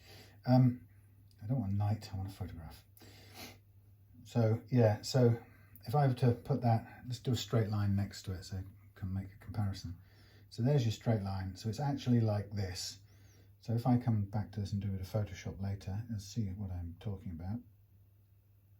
But in particular, we'll look closely at the D, which I cannot adjust any further because it's already jammed. It's got its back up against the wall. So that means in order to intonate this guitar, we have to take these off. Well, we'll probably take 3 to make them even, but technically we have to take at least 1 off. It's got to go quite a bit that way. We can't take that off until we take this little retainer bar off the back, which is fiddly as anything, because it's a stupid design. So here we go, look, a little retainer bar that supposedly holds these things in. And you think, well, how does that stay in there? Oh yes, well, it's held in there by virtue of a sort of springiness, right? Well, how do you get it out? Well, you sort of have to dig a screwdriver or a blade under it. Oh, really? Is there some sort of tool? Probably. For all I know, Stu Mac might make one. But you have to get in, you can't just lift it up. So you have to get in under there somehow. And you have to figure out all of this without damaging the what do you call it? Chrome, right? And then you stab yourself like that, because you've got to get this little springy bit out, but it's also clipped behind one of these things, so it literally doesn't want to come out of the little retaining hole unless you can pull that up at the same time as you can somehow push this back clear of the thing. But that puts the thing under pressure again because it wants to go up, and it's shortening as you're tipping it up. You're trying to press it out and pull it up, which is not a perfect combination of things. Right, there we are, just got it. So that's a pain, right? So we lift that thing out, put it down there. Now we have to pull out each one of these one by one. We have to take out these poorly designed little things. We have to remember which way around it is, okay? So we're going to turn it round now. And that turning round gives us back about 3mm of intonation room, which we're desperately going to need, because these bridges are minimally equipped with intonation travel at the best of times because of their narrowness this way. So when they have these stupid reverse facing oblique blocks, which all the purpose they serve is to rob you of a few millimeters that you could otherwise possibly use in this already too limited thing. Now, if you'd made the guitar yourself or something and you knew exactly where the bridge was and you knew exactly that the bridge was in exactly the right place, then you might not need all this intonation room, because you'd be a guitar hero and guru, and fine, you've got it in the right place because you made it and you had the time to be exact. However, they don't. They're in a factory and they make this thing so they can put this bridge on and it will sort of cope for most eventualities, except because of where they've put it, which is standard sort of position, but because they've tilted it back, which some guitars do, not all, and then the combination of tilting it back, which actually doesn't need the saddles to go that far forward. Sorry, they don't really need to tilt it back, but that's a style, so they've done that. But there isn't enough adjustment room then to get these fellas back where you need them. Now, as you can start to see, this now doesn't want to go back together again because something's stiffening up there. Right, now we're on the last one, and I'm going to turn that one around as well. Actually, what I want, I'll stop for a minute. Let's make sure this one now has come right to the front. See that? It comes off because they haven't got the retainer bar. We'll bring this one to where it should be, which is a little bit in front of the G in this case, right? So it's going to start from there. Now, then this one is supposed to go behind it. Now, this is crazy that actually one set can't actually do the job, and so we might actually have to have the last one back around the way it came, because it can't otherwise intonate. And that, my dears, is nonsense. And I think if we look at this, I think we'll find that's how it has to be. So we've had to turn 2 of them round and not 3, which tells you that it's that wonky. Could it have been done that way around? Yeah, actually, you know what, for balance's sake, it can be that way around. Yeah, it's just, anyway. So these bridges always come with 3 one way, well, off the factory, they come with 3 one way and 3 the other, and there's absolutely no good reason for it. It's just a tradition thing. And then you have to do this to make it work. So I've handled this bridge now for 10 minutes, fiddling around. I'm going to shove this back a bit. Now, they were too long, so we needed to come forward, but we needed the room to come forward. And we need to look again at this. It's that to there, that to there. That's about right. Okay. And the one that couldn't come forward a minute ago was this D string. Now, what I can see is that it's not actually sitting very well in its place. That's the other thing that happens. You get these back in, you put the little pointed bit into the thingamajig and you press it down in and you go, well, that's surely in place, isn't it? And it just doesn't feel very convincing that it's held in place. But I have to believe it is. Okay, now we get our impossibly bendy little piece of wire, and we have to put in one end. I think we can't do both together, so we have to put one end in, which is nigh on impossible to hold anyway. Look, it's spinning around in my fingers. It's like Uri Geller trying to bend a spoon here. Right, hold the other end in my fist. Okay, first one in. All right, great. Now we've got this over the end, over the top of the, oh, dropped. In one end, over the top of these recalcitrant saddles. So get it somewhere close to lining up on the other end, lift it up, put the end in the hole, and then try and persuade it to somehow go in and over. And I've done it, but it feels not the best thing I've ever handled. I hate them. Right, now I'm going to just polish it back up since I've handled it for a while. And now I'm going to replace it and stress out my poor little strings all over again. And you come. by winding them all up again. Just get these things out of the way. Okay, so I'm going to try I'm going to do it the way round I did before. Start with the middle two. Now, once you undo strings, whether you've stretched the hell out of them or not, you by default store up some more slack in there. So you have to get back into the stretching process, which of course, having done this with quite some vigor, it's tired the strings a little bit. Thankfully, it's not enough to, unlikely that it will cause them to break, but for the sake of the bad design, you didn't really want to be doing that. And the problem is with this is you can't quite know from the very outset whether it's going to demand. Oh, that's great. That's just fantastic. Thanks. 2 strings have gone into the same gap. Brilliant. Thanks, Tune-O-Matic. Everything about this bridge can do no right now. Yeah, so you don't know at the beginning, and so you sort of get psyched up and you think, right, hurrah, I've got there, at the end of my setup, just the intonation to do now, and then it dawns on you that, oh no, you've got some more work to do, because I'm a Tune-O-Matic bridge, don't you know?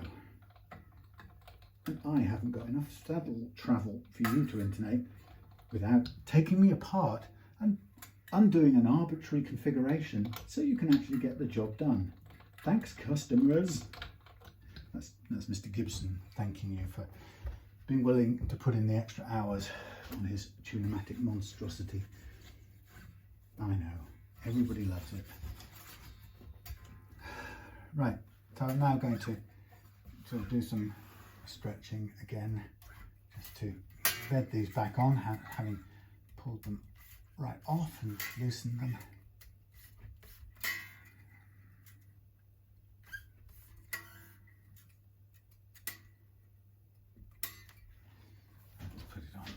Put it on. Tune-O-Matic. Tune-O-Matic. Now, a little thing I said the other day to someone is I always tune, I think I've probably said this, but tune from the tuner first.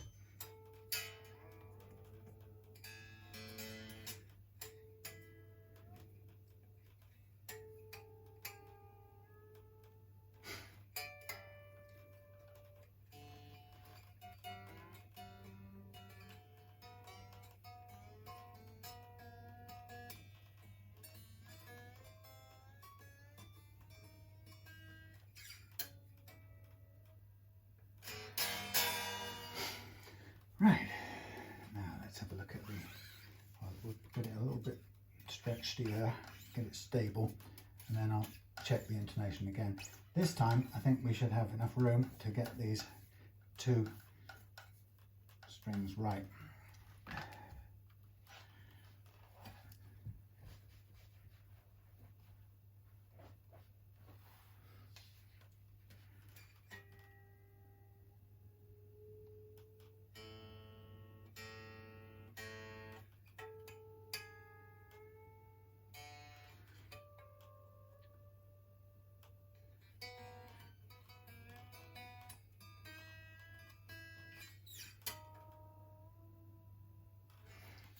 Try the E.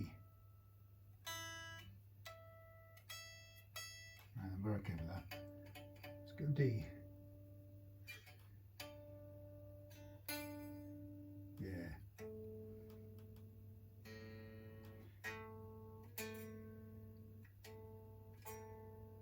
Yay.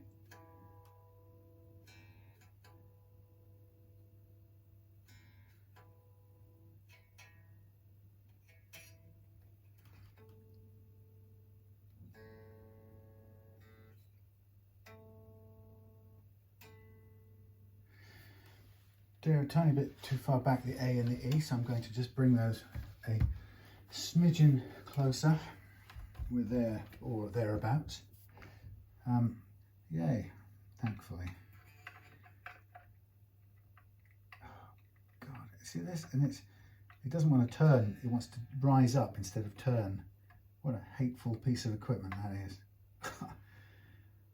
I mean, this just shows you how imprecise that is. You go to turn it, because we've had the cheek of taking it out and adjusting it. Look at that. It wants to rise up out of the thing instead of do what it's supposed to do. God, I hate this instrument. Not the instrument, sorry. I hate this bridge. Man. See, none of them want to do what they're supposed to do. Holy cow. Look at that clank. Garbage man. Garbage man? Boy, do I ever hate it. Listen, this actually isn't turning. This is going up in the air. What a pile of junk. That's rising up. Rising up. I'll just put that back in place. What a absolutely, look at it. It doesn't want to turn. Do you know something? It's actually bent. Oh my God. That is incredible. That is remarkable. That is actually bent.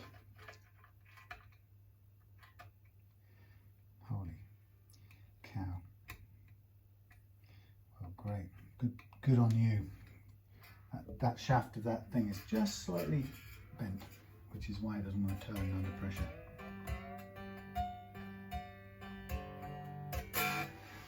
See, if I had my way, I would have a new bridge on all of these Les Pauls, but that's because as you know, I'm not a fan of tom, full stop.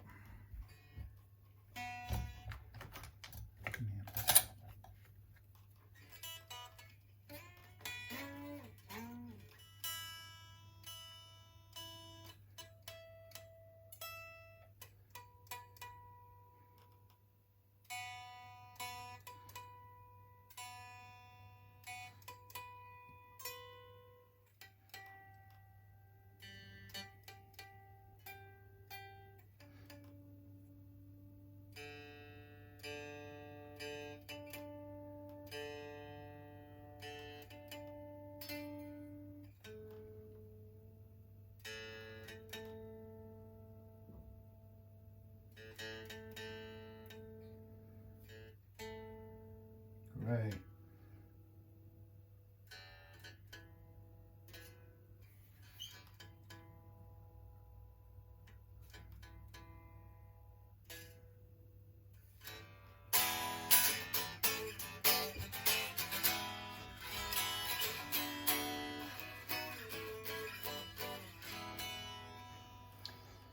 Okay, we are done in the intonation department.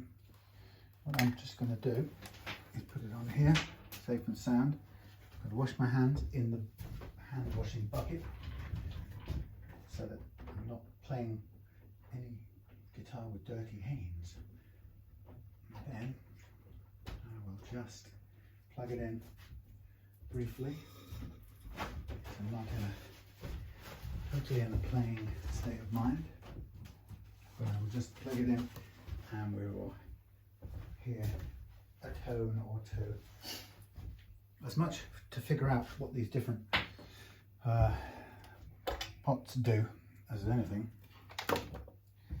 Alright, come on out. Katana. Katana. Katana. The katana is dusty, ladies and gentlemen. That's because I've been doing woodwork. I really should cover it over. Now, I don't want to start there. Oh, there's a katana. I keep thinking of it. It's the other one. No, it's not. Okay, so we've got... Oh, that's kind of boost.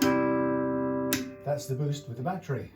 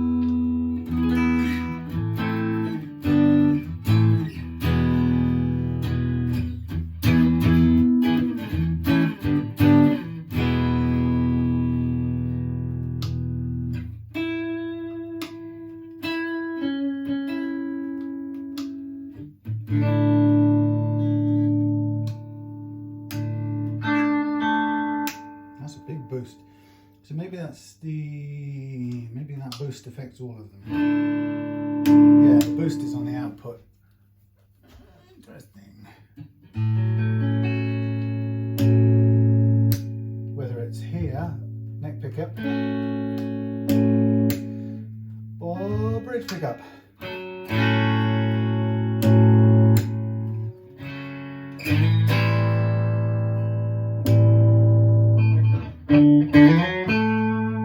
That's a big jump.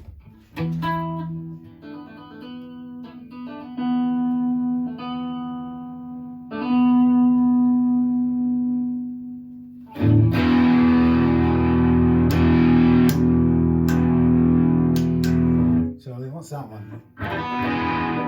Is that one a coil split or parallel, series parallel?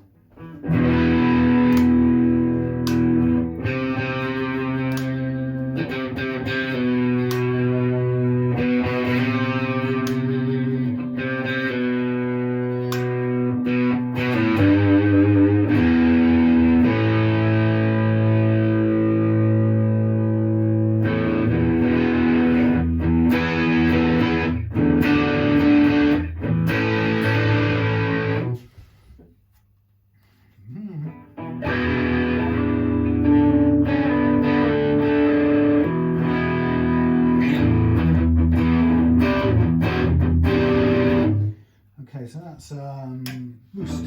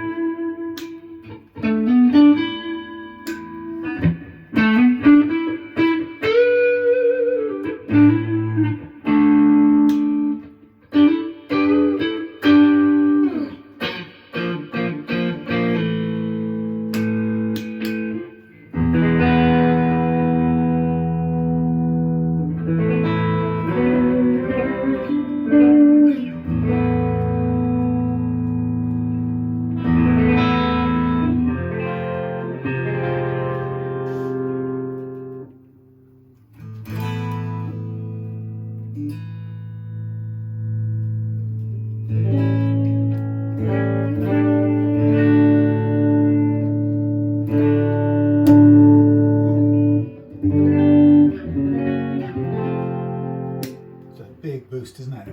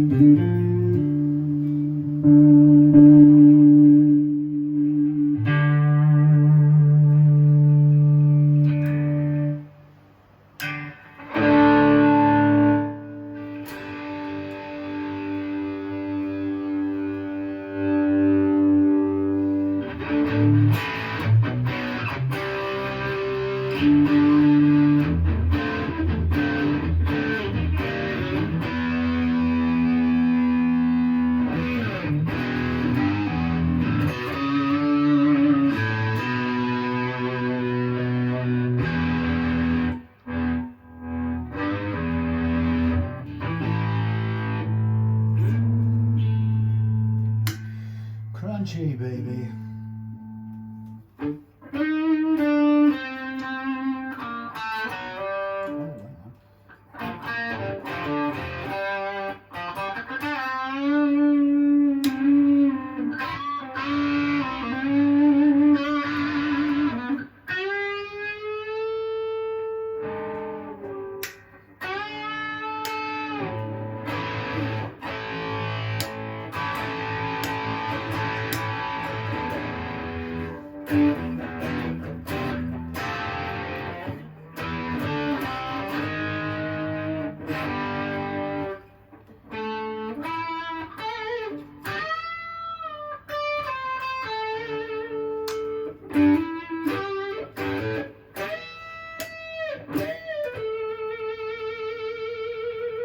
that's got a lot of sustain.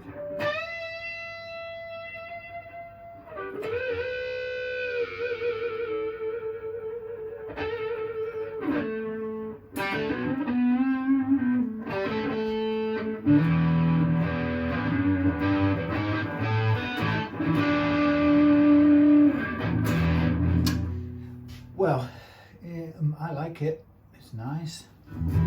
Got a big boost. Funny enough, I was talking to somebody about that last night, wasn't I, JT? Big boost. Big boost.